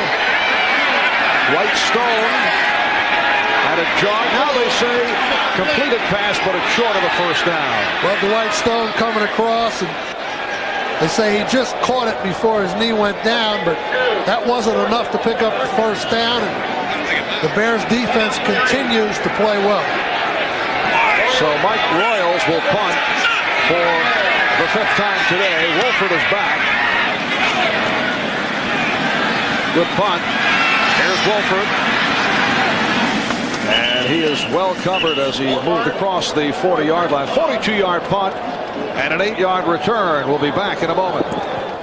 Pittsburgh Steelers head coach Bill Cowher, a top candidate for AFC Coach of the Year honors, native of Pittsburgh. In his first season as head coach, the man will take over for Chuck Noll at 35 years of age, the second youngest head coach in the NFL. Rookies have done well this season. They sure have, and this guy's right at the top of the list. But the best thing about Bill Cowher is he's not content with the way the record is. He wants that home field advantage, and I think he'll be disappointed if Pittsburgh loses that. Bears taking over. Darren Lewis. Hit down by Aaron Jones. See, the thing about this time of year, you work so hard, you get yourself in position, and now the Steelers have had something that really didn't expect going into the season right under their control, and that's the home field playoff advantage. And to lose that would represent a setback to them. You know, once you have it in your hands, you don't want to give it up. Buffalo with the victory yesterday over Denver. Pittsburgh finishing up against Minnesota and Cleveland. Buffalo concludes against New Orleans. Houston, second down and 7 at the 46. Harbaugh could not find anyone and has to run it out. We're set for another update. Let's go to our New York studios. Here's Bob. And Marv, here's Barry Sanders breaking loose on a 14-yard touchdown run. And now the Lions, who are 3-10, lead the 7-6 Browns, who have a good shot at a wild card, but it won't help if they lose today. 14-0 at the Silverdome. They're late in the third quarter. Thank you, Bob. You see 8 minutes, 45 seconds remaining third quarter. And Chicago with a third down and 7 from their 45-yard line. They lead the Steelers by the score of 13-3. Neil Anderson now in the backfield. That's Gentry in motion. Again, Harbaugh saw everyone covered and had some notions to go to the other side of the field, but he's brought down. Second sack for the Steelers, a combination of Gary Howe and Gerald Williams get to the quarterback. These third down situations, though, neither team has been very effective on the third down. Good coverage, good pressure up the middle. Harbaugh forced out. Now, he just doesn't throw it up. He just takes the sack. But you have to credit the coverage of the Pittsburgh Steelers secondary. Gardocki bumping to Woodson. Woodson tries the other side. And hit down at the 18-yard line. 47-yard punt and a 7-yard return. Kozlowski involved on that stop. That last play was designed to Neil Anderson going right down the seam, and Jim Harbaugh just didn't have time to wait for him and had to pull the ball down and scramble, and as a result of that, Mike Ditka was a little upset that Harbaugh couldn't find or stay with Anderson long enough, because that's where he wanted the ball to go. Shades of the scene earlier this season, although not quite as heated, when Ditka was upset with Harbaugh for throwing that interception off an audible in Minnesota. Brister. Oh, good coverage, and let's see what the call will be. Will they rule it? Completed pass, and then a fumble. The hit by Singletary on Merrill Hodge. And they're saying incomplete pass. Well, that's another good diagnosis by Mike Singletary. You can tell he has done his homework. Brister faking the play action. It's a screen. He recognizes it. And before Duval Love can get over there and block Singletary, he's in on Hodge and knocks the ball loose. And Singletary just beats the blocker to the ball carrier. And it's called incomplete for a 2nd down and 10. And now bullet to the tight end, Cooper. And he is gang tackle. We'll have to see where the forward progress is marked. Ron Rivera, outside linebacker, leading the charge. Mike Singletary also involved. Getting back to the Ditka-Harbaugh relationship. Mike Ditka did capitalize on the argument concerning the audible that he did not go for. They did a commercial together here in the Chicago area, which involved a parody of their disagreement. Well, I don't think there's any problem between Ditka and Harbaugh. You know, you got to get your quarterback's attention. Almost intercepted by Marcus Paul. Well, Brister never saw him. Paul was just poaching there, and Brister trying to get the ball to a crosser and just threw it. I don't think he ever saw Paul coming, and he didn't. Of course, Paul dropped the ball there. He could have returned for an interception. I'm interested in your version of getting the quarterback's attention, which you certainly did from time to time with Phil Simms. Nobody back on the punt return. And it bounces inside the 25-yard line. So Royals facing an 11-man rush and boots it for 53. Back at Soldier Field in Chicago, Marv Albert, Bill Parcells, 6:42 remaining in the 3rd quarter. And the Bears lead the Steelers 13-3. Get the feeling, though, that this game's still in doubt. First downs, you know, the Bears are averaging quite a bit more than the Steelers are, but nothing's really happened here to get any momentum for either side the second half, and I think both coaches are kind of just waiting for something to get their side going. And Pittsburgh has been a very good come-from-behind team. They've rallied from behind on 4 occasions in the 4th quarter. Anderson darting across the 30-yard line. Neil Anderson has not been the same player this year. He has only shown flashes. Well, I think you could say that for all the Bears, but this guy, of course, has been so productive over the years, and he's a guy that can not only run with the ball, he can catch it, and he's also very, very durable. So it's been an off year for Neil Anderson, but, you know, those backs are all the same when there's no hole to run through, and you got to attribute a lot of it to the offensive line problem. They pick up the 1st down. Anderson again. Neil Anderson, the ball carrier. Gerald Williams made the stop. Last year, Anderson set back by a hamstring problem. Frustrating season for Neil Anderson. In fact, the feeling was that Mike Ditka was not pleased with the way he rehabilitated himself and felt that that was a factor last year. Well, you know, not having seen the Bears play in person last year, I really couldn't comment last year about what happened, Mark, but this year I know hasn't been quite the same, and they've worked Darren Lewis in.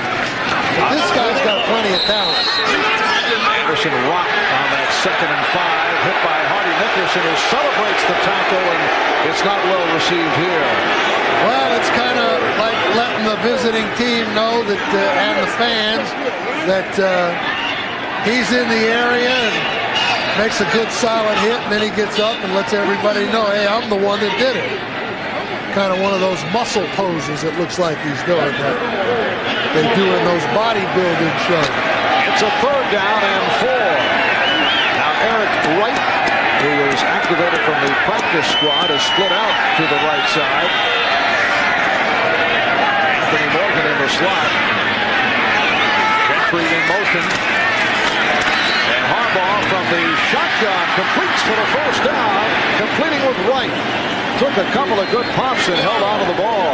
But that's the first one they've been able to convert out of the shotgun, to the best of my recollection here in the 2nd half. And just a little pitch pattern. Eric Wright, who was brought up from the practice squad, makes the reception for the 1st down, and now the Bears look like they're starting to get a little momentum here in the 3rd quarter. Eric Wright spent most of last year on the practice squad, actually activated for the playoff game against Dallas, and was added to the roster yesterday. And it's Stephen Austin. It's a 1st down from the 48-yard line. Play action. Pittsburgh didn't go for it. Harbaugh throwing on the run, and it's caught by Wendell Davis. Another Chicago 1st down. Nicely done. Well, Harbaugh got out of the pocket that time, was able to find Wendell Davis downfield, but Rod Woodson should not have come up until Harbaugh crossed the line of scrimmage. Woodson thinks he's going to run and comes out of his coverage a little too soon. What you should do there is make the quarterback run. An advance of 15, 3rd catch of the day for Davis, and now Mike Ditka is shuffling on the offensive line. He has Stan Thomas in there. A moment ago he had Lewis Age, the 6'7" rookie, also from the practice squad. Here's Anderson finding daylight. Ball knocked free, but it was blown dead. Neil Anderson with a couple of good-looking runs here in the 3rd quarter. Well, he got a nice hole to get through that time, and as I said before, you know, you can't underestimate Neil Anderson's ability to run with the football. I've seen him too many times close up, as a matter of fact, and this guy is one of the better runners in the league. And you put a good offensive line with him, and he'll be back in that 1,000-yard club very quickly. 9-yard pickup. 4 rushes on this drive for Anderson. 6 carries, 30 yards in all. 2nd down and 1. Muster with a 1st down. Harry Howell on the tackle.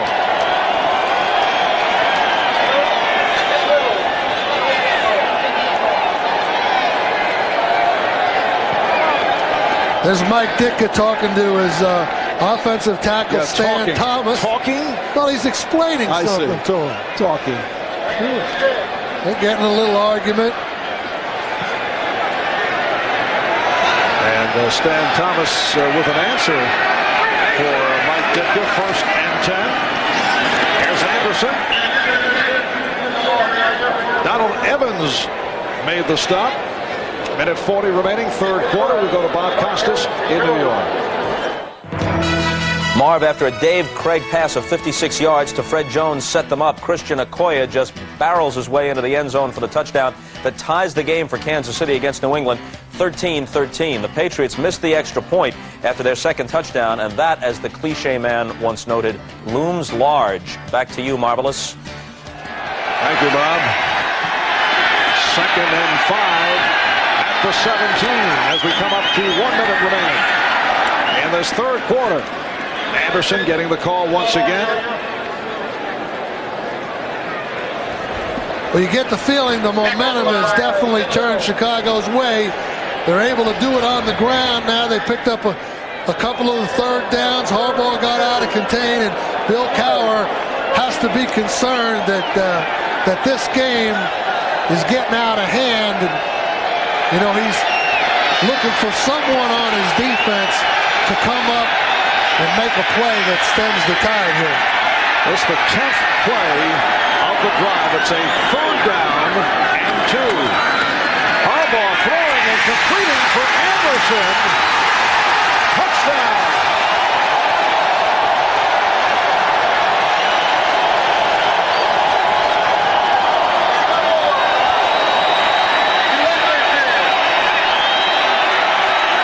Anderson shaken up.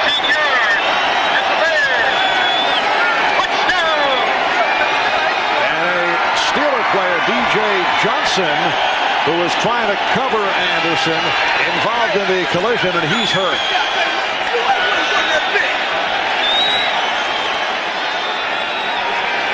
"14-yard touchdown pass play from Harbaugh to Anderson."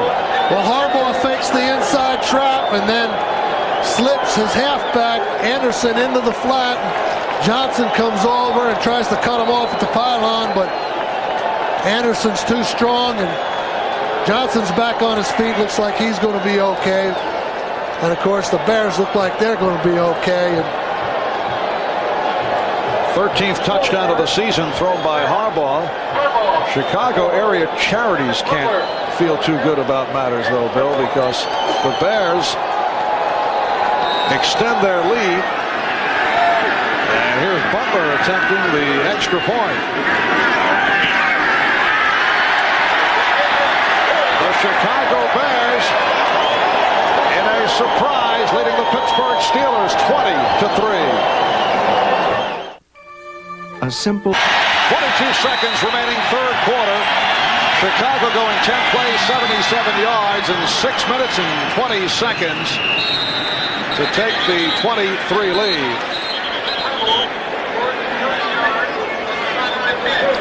Check out that touchdown pass from Harbaugh to Anderson.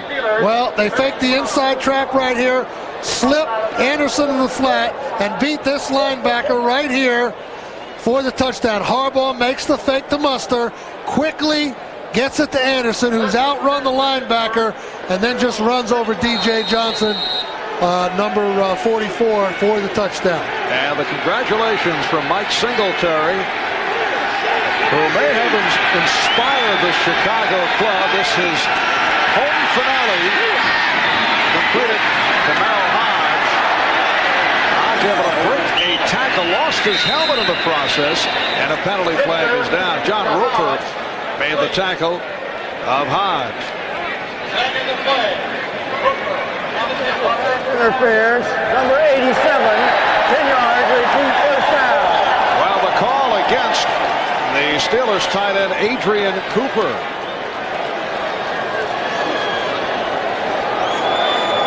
We're down to 7 seconds to go in this third quarter. Sorry, back there, the defense. The Pittsburgh offense has been silent once again as the third quarter comes to an end. Only 75 total yards for the Steelers. We'll be back after these words from your local station. Pittsburgh's starting quarterback Neil O'Donnell, who is out with a cracked fibula in his right leg. And the hope is that he will be able to return for the Steelers' final game against the Browns, December the 27th. Thompson on the reception. Richard Fain tripped him up. Well, Mike Singletary had that one diagnosed pretty well too, but he just was a little step late coming underneath to try to make the tackle on Thompson. Singletary doesn't see this one quite as quickly, but eventually he finds it. He's the first one to see it. You see, they just nip him off. He comes within a foot or two of making another real good play in the backfield. 2nd and 10. Pittsburgh starting with a 1st and 20. Fourth quarter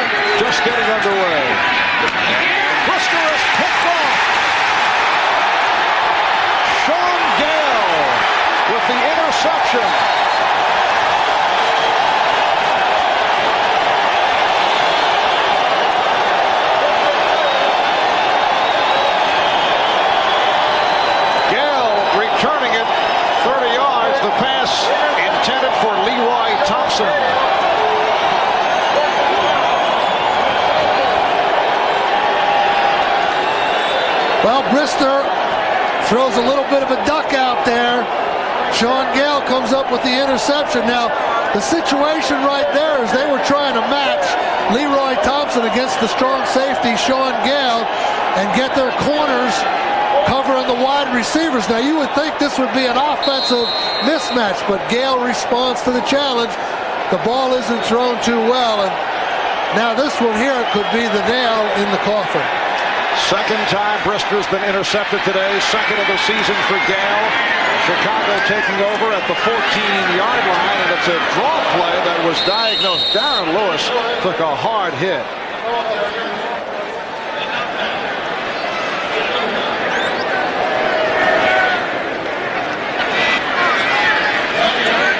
Gerald Williams, the nose tackle, in the face of Darren Lewis.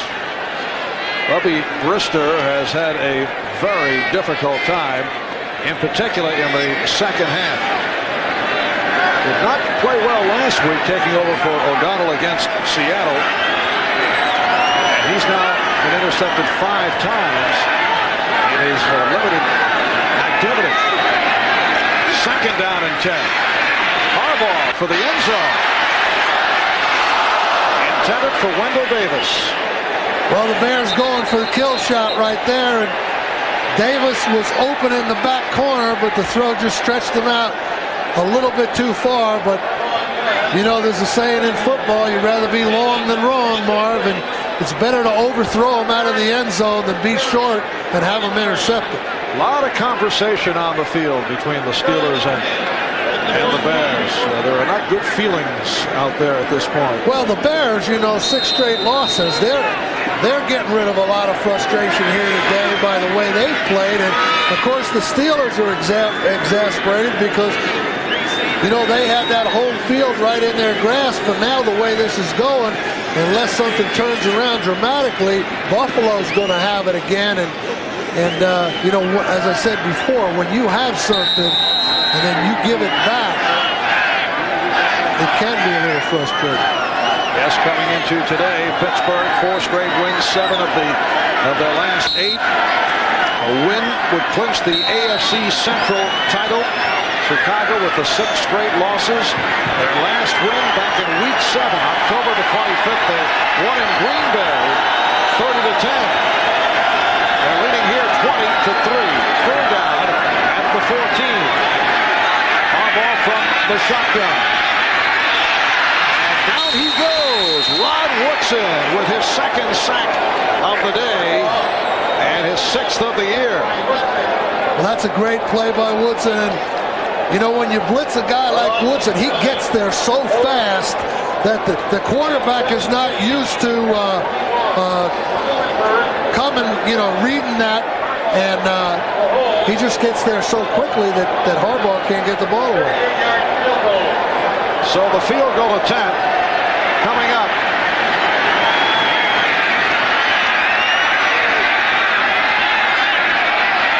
It's a 38-yard attempt. It's good.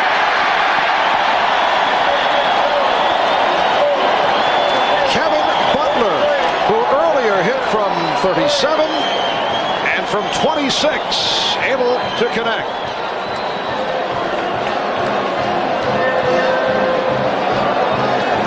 .42 remaining in the 4th quarter. The Bears lead 23-3. A mild 36-degree day in the Windy City, Chicago, Illinois. The Bears with a 23-3 lead on the Steelers. A short kickoff handled by Thompson. Leroy Thompson to the outside.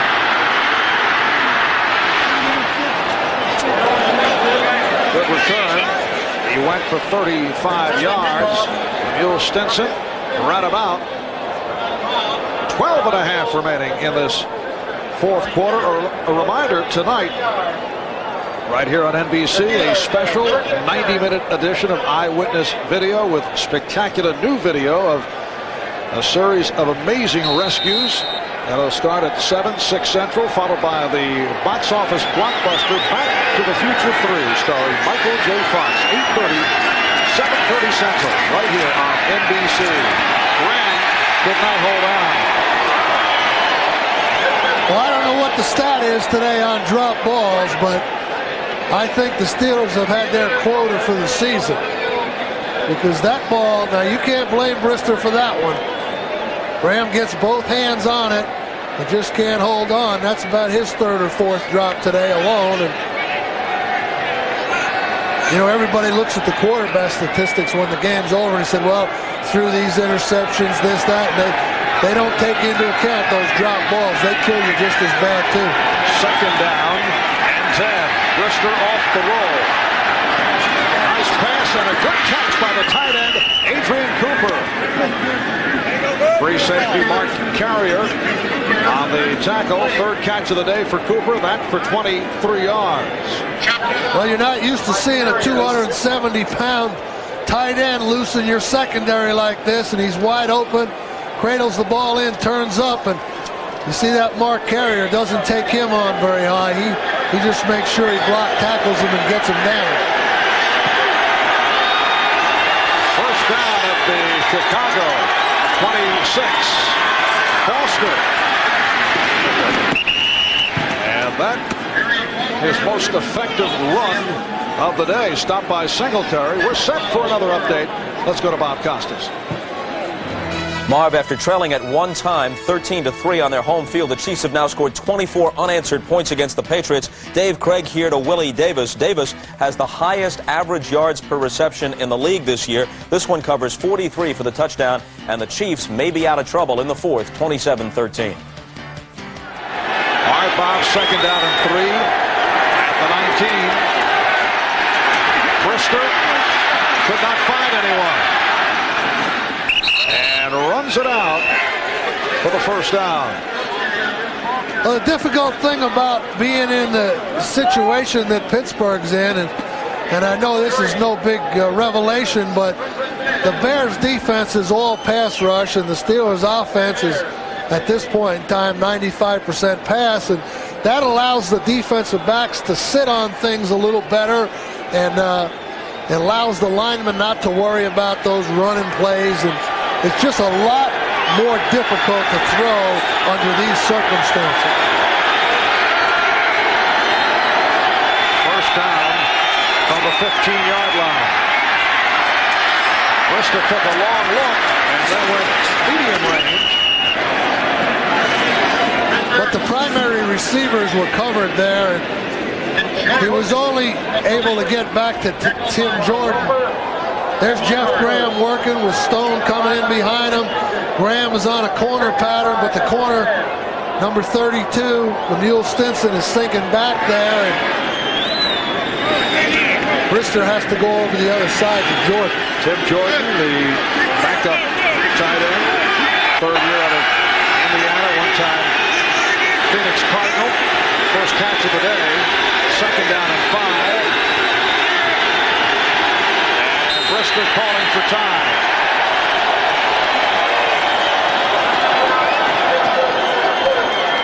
Five seconds remaining on the play clock. And watch the reaction from Mike Singletary as Brister called for the timeout. We'll be right back.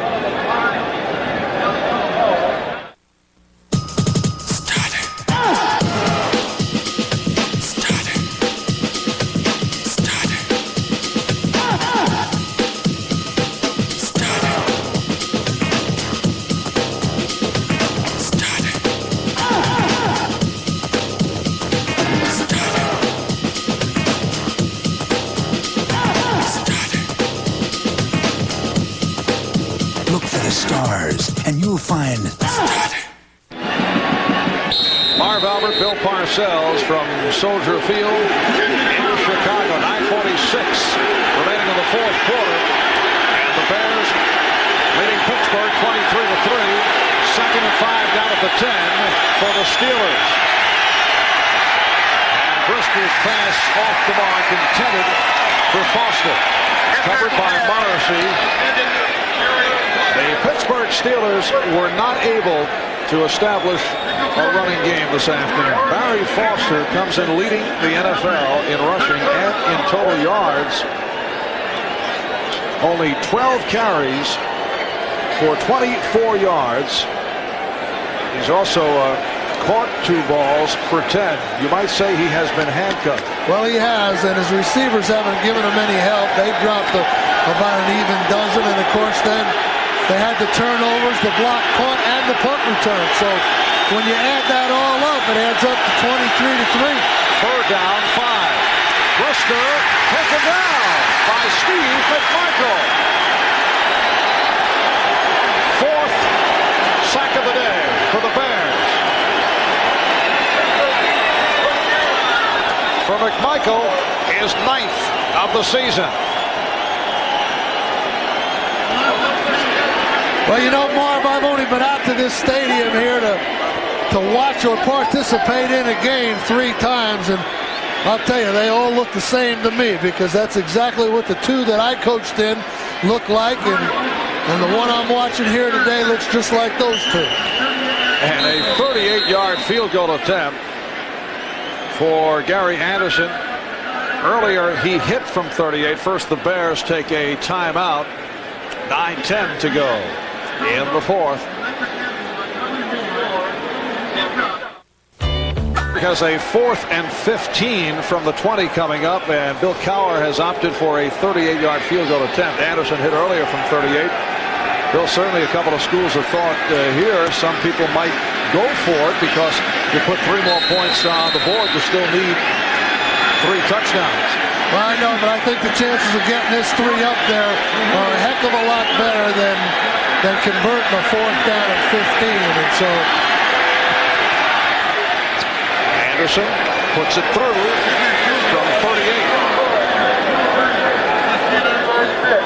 The Bears now lead the Steelers 23-6. Now what the Bears have to be alert for, and I'm sure they're going to have a little special teams huddle here, is that the Steelers may try some form of onside kick here. It's always interesting when you have to put your hands team in the game, and I think the Bears will be prepared because they're having a big meeting there on the sideline, and I know that's what they have to be discussing, the possibility of the onside kick, how they want to play it, how they want to line up, any last-minute reminders. And then, of course, on the other side, you see the Pittsburgh coverage team. They're having an awful long session. Now, one of the strategies that's kind of common when teams think you're going to kick an onside kick is you can kick what they call a little mortar kick over the first line of defenders and hope your fast guys can sprint down there and get it before the defense can run back and recover it. Anderson setting it up. 9:05 remaining in the 4th quarter. Well, the Bears don't look like they've made any special preparation here. It looks like their normal kickoff return alignment. Yes, Aaron Lewis is the deep man. And they are now shifting up into the onside formation. Although Lewis remaining back deep, but everybody else coming up. With a shift here by the Steelers. Anderson kicks it away for Lewis. He will stay right there. Good choice by Lewis because it was a muff, and the momentum of the ball carried it in the end zone. He can stay there. Good choice. The ball was not possessed in the field of play. So they'll move it out to the 20-yard line. Well, next Saturday, another Saturday edition of NF Bob and the show. We will have Bob the early years from childhood. That'll be about through age 6. And Bob maturing through life will be another segment as you see Darren Lewis on the carry. That will include dating and other social problems. But he eventually did conquer. What I know about that memorable moments on NFL Live, I can assure you that none of them occurred while I was there. Yes. In my one stint. Self-deprecating here. Oh. We'll also cap it off with Bob the adult years. That'll include rare footage of Bob on vacation. All next Saturday. The best of. 2nd down and 6. at the 24-yard line. Mustard and Lewis are the running backs. Running down. Just did get it off.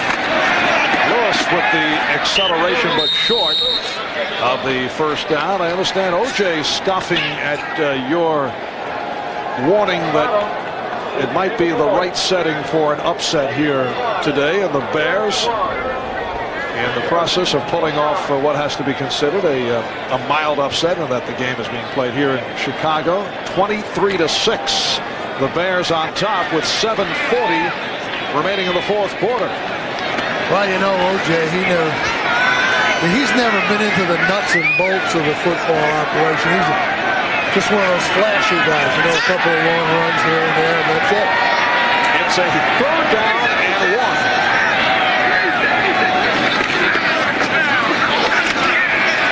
And Lewis gunning for the first down and has it. Stopped by the nose tackle, Gerald Williams. Well, this is the thing that Mike Ditka wants to do now is, you know, not throw any more passes unless it's extra long yardage and run for some consecutive first downs. And if he was able to do that, then that would put the icing on what has to be a pretty good day for the Chicago Bears. And they've been few and far between the last few weeks. And I know Mike Ditka and all the Bears, and particularly Mike Singletary, have got to be happy with the way this day turned out. First down at the 31. Mustard with a short pickup. There has been so much conversation concerning Mike Singletary playing in his finale here in Chicago, but the question also raised during the week, could this game mark Mike Ditka's final appearance at Soldier Field as head coach of the Bears? I'd like to hear your thoughts on that, and we will when we come back following this timeout. Ditka, all kinds of questions concerning his future. I mentioned before, will he resign? Will he be fired? He says he intends to be back. I know you had a long chat with him earlier. What do you think is in store? Well, you know, this guy has one of the best records in the history of the National Football League, so I don't think there's any chance at all he'll be fired. And I think it's just be totally up to Mike Ditka as to what he wants to do. And in talking with him this morning, I don't get the idea that he's going to do anything but try to put the Chicago Bear team back together and look forward to next year. And you know, Mike's just a great competitor, and I'll tell you, he's a fine coach. And I can tell you from playing against him, that's one of the best coaches the National Football League's ever seen. He has 1 year left on a 3-year contract. And the Bears president, Mike McCaskey, will get together after the season to talk it over with Ditka. What do you make of all the extracurricular activities that have occurred? Media, fans, radio show, all that has taken place this year? I think when you lose a few games, you know, those things start to magnify themselves and people call more attention to them. But I don't think Mike Ditka is any different now than he's been throughout the course of his career. This year just hasn't gone well, so when it doesn't go well and you're a head coach in the National Football League, and it didn't go well for me several times while I was coaching, and I know what, you know, that's part of the territory. You just live with that stuff, and you know, and you resolve that things are going to get better, and that's the feeling I get from Mike Ditka. He's going to put this Bear thing back the way it was. That's his goal, and I wouldn't put it past him. Third down and 5. Here's a reverse. Anthony Morgan with a long gainer reaching inside the 30. Second time today the Bears successfully execute the reverse with Morgan. This goes for 34. Perry and Link finally got him down. Lewis handing back to Morgan. He gets a couple good blocks from Keith Van Horn, and Morgan looks like he might be able to just outrun people here, but he kind of had his mind made up that he was going to cut back there before he really needed to, and instead of just stretching it out for the goal line. But this is what Mike Ditka and Greg Landry and the Bears offensive staff wants to do now. Just take as much time off the clock. And a first down at the 30-yard line. Anderson gets the call. Anthony Morgan with terrific speed. Track star at Tennessee, 5th-round draft pick last year. Provides the Bears with a legitimate long ball threat. And now the shuffling has begun in the offensive line. Bears going with a combination of Wojciechowski, Lewinberg, Thayer, Age, and Williams. James Williams, number 71, has made the switch from defensive tackle to offensive tackle, where the Bears say he will stay. Second down and 4. Anderson running sharply to the 20 and a first down. Neil Anderson has looked very good. I think the Bears offensive coaches would like to get a little more size in their offensive line, and guys like Louis Age and James Williams provide that 300-pound blocker, and in some cases in excess of 300 pounds. And I think that's what they'd like to do, because if they're going to continue with a power running game and the scheme that's almost necessary here in a city like Chicago with the weather, you're going to need some of those big guys. Penalty marker down. Well, an unsportsmanlike foul on number 26 of the defense. Half a distance to the goal. First down. That's Rod Woodson, who has been upset for a good portion of the second half.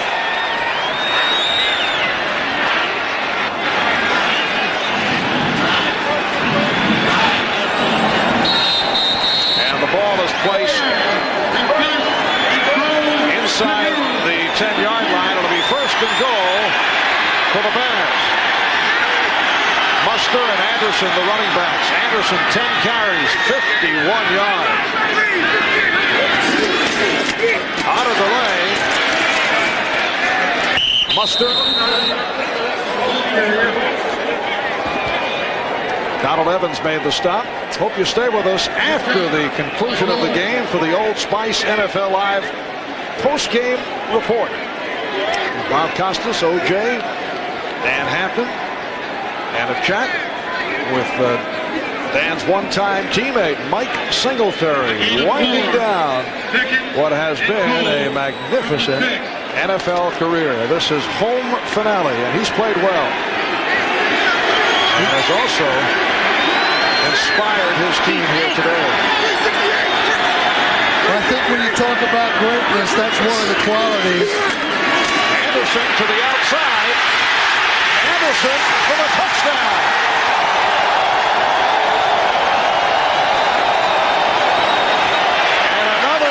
Breaks out. We've seen this right throughout. That's Louis Age, number 79. He goes 6'7", 350 pounds.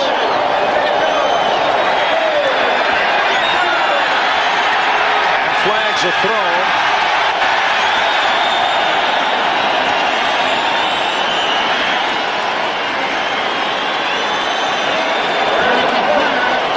In the second half, we have had a series of scraps. Louis Age activated from the practice squad this week. 11th round draft pick out of Southwest Louisiana. After the score, we have a personal foul on number 54, and he's ejected. It will be penalized on the kickoff. That is Hardy Nickerson, and he has been ejected. He threw a punch, so he's gone. Well, he just hit Louis Age in the face mask, and there's no need for that. I mean, you know you're getting beat. It's 29-6, going to be 30-6. You know what you do is get to the locker room, get on the plane, and go home and play next week. And the point after by Butler. And this has become a rout. Chicago Bears 30. The Pittsburgh Steelers 6 with 3:02 remaining in the game.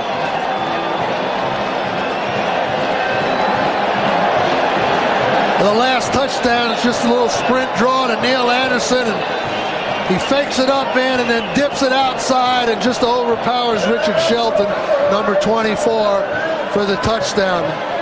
You know, you just see a great sense of frustration here on the part of the Steelers because they know what's at stake. But when you have a young team like the Pittsburgh Steelers have, and you're playing a team like the Bears that's really kind of a veteran unit, things like this can happen. The Steelers haven't been through enough of these kind of pressure situations yet to react favorably, with poise, with confidence. You know, and until they get that experience, and they're getting it, this is part of the process, you know, you'll see some things like this.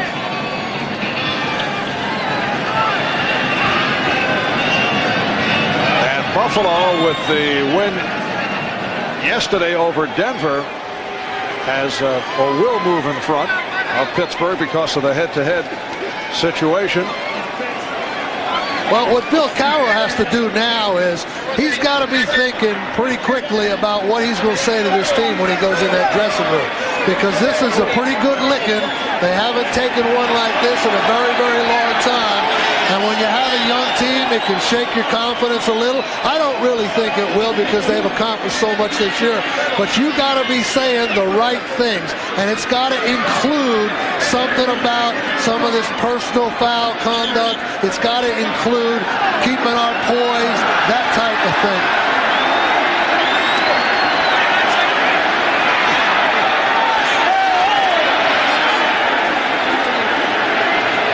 From the Chicago side of the picture, people have to be saying, where have these Bears been the last 6 weeks? Well, they've been where Bears go, Marv, in hibernation, I guess. 6 straight losses. Their last win at Green Bay, Week 7, October the 25th. And the kickoff put on the ground. You saw where that because of the series of penalties where that kickoff took place. We're just under 3 minutes remaining in this fourth quarter. Well, Pittsburgh next week, home for Minnesota. And they finish at home against Cleveland on December the 27th. The Buffalo schedule, they remain indoors for the final 2 at New Orleans and at Houston. Well, you know, both of those teams are in a little jeopardy there. What Pittsburgh doesn't want to wind up playing on the wild card weekend. I mean, even though they'll probably win the division, they could still slip back and have to play that wild card weekend. They certainly don't want to do that. And Brister throws down the field. It is incomplete. Graham took a hit from Carrier.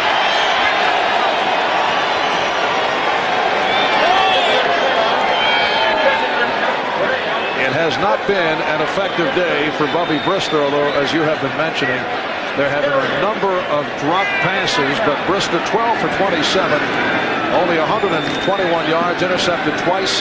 He went one stretch 0 for 7, and has done very little in the second half. And certainly Pittsburgh has had to throw because they've been coming from behind. And we're not able to get the running game going. Right from the start, Barry Foster will stop. Second down, and Brister completes. Ernie Mills run out, has a first down, and looked like Brister got shaken up. That's a 21-yard pickup. Now personal foul, roughing the passer. Number 97 of the defense, 15 yards from the end of the play, first down. That's Chris Zorich called on the personal foul. Brister back, picks up Mills on the short crosser. Now Zorich could have stopped there. I mean, he didn't really do anything malicious, but I think he could have tried to pull off a little bit. I mean, that was not a malicious tackle. Overall gain of 35 yards. Chris Zorich, as a senior, won the Lombardi Award as the nation's best interior lineman. An undersized player, made the club last year out of Notre Dame. And Brister completes, but that is a short pickup. Jeff Graham made the catch, covered by Maurice Douglas.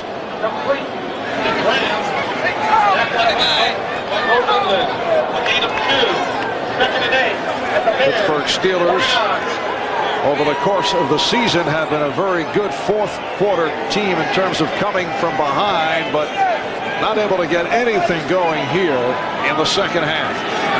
Well, you know, the whole thing started with these turnovers and then a couple of miscues on special teams. And, you know, it goes from bad to worse.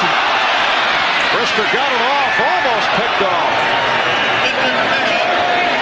Intended for Mills, and a flag thrown. Wolford on the coverage, and the penalty against Pittsburgh. Illegal use of hands to the face, number 62 of the offense. 10 yards, repeat, second down. That is the right tackle, Tunch Ilkin. Well, it seems like we've had a flag on every play for the last 15 plays.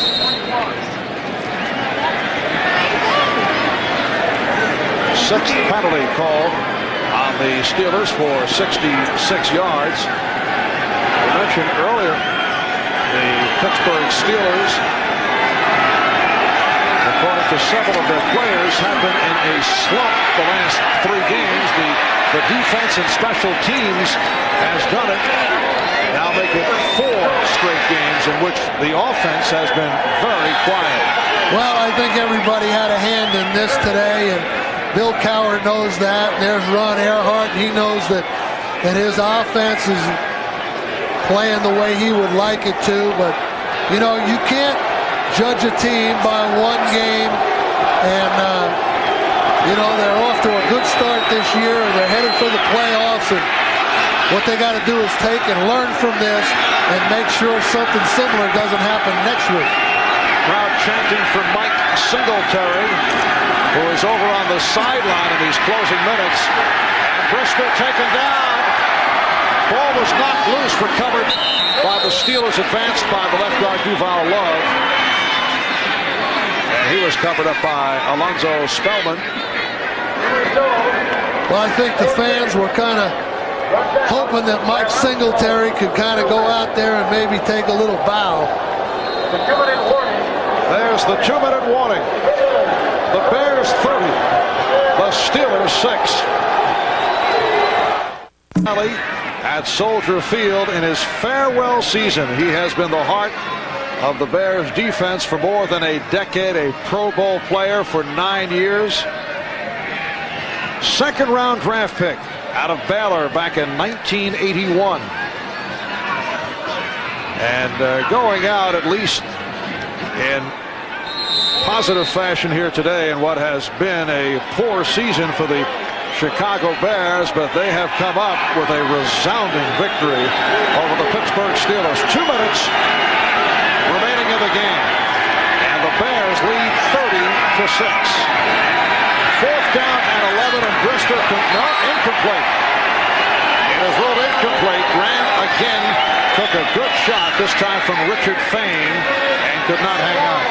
Well, they just haven't been able to catch the ball, and it's, you know, getting to the point where it's become ludicrous to talk about it anymore. But, you know, they have had to drop an even dozen passes today. And as I said, when you combine that with turning it over, you just can't win. Steelers today with only 10 first downs, 35 yards on the ground. That has been it. And Barry Foster with only 24 yards on 12 carries. Chicago taking over on downs. Mark Green getting the call for the first time. Mark Green, 4th year out of Notre Dame, a forgotten player recently. Right now it's time for the Hager wrinkle-free cotton super play of the game. A day that began in this fashion for Mike Singletary. Ovation from the crowd as he was introduced in his farewell here in Chicago. And here's the play, and of course it's had to be Mike Singletary today, and diagnosing and seeking out that draw play to Barry Foster, just like we've seen him do so many times over the years. And this club has been sparked up. We can only guess that they have responded to the finale for Singletary. We will not know that until we hear the post-game comments, but I would assume that has been the case because they have come out so strong. And the crowd now with a standing ovation in the direction of Singletary. You see the message board and teammates hugging Mike Singletary. Standing ovation for Singletary. Well, the great thing about it is all his teammates were having their picture taken with Mike in his last game, and that's going to go on some family room walls. Each guy was going over and standing next to Mike and getting the picture taken with him. And Mark Green with that last carry as time winds down, and the Chicago Bears stop the 6-game losing streak. They're now 5-9. Pittsburgh Steelers drop to 10-4. So Buffalo able to move in front by virtue of the head-to-head competition. Pittsburgh had won 4 in a row. The Bears run for 212 yards. Harbaugh 11 for 21, 90 yards through 1 touchdown. So we'll be back in a moment. Again, the final, the Bears 30, Steelers 6, coming up the postgame. This is the NBC Television Network.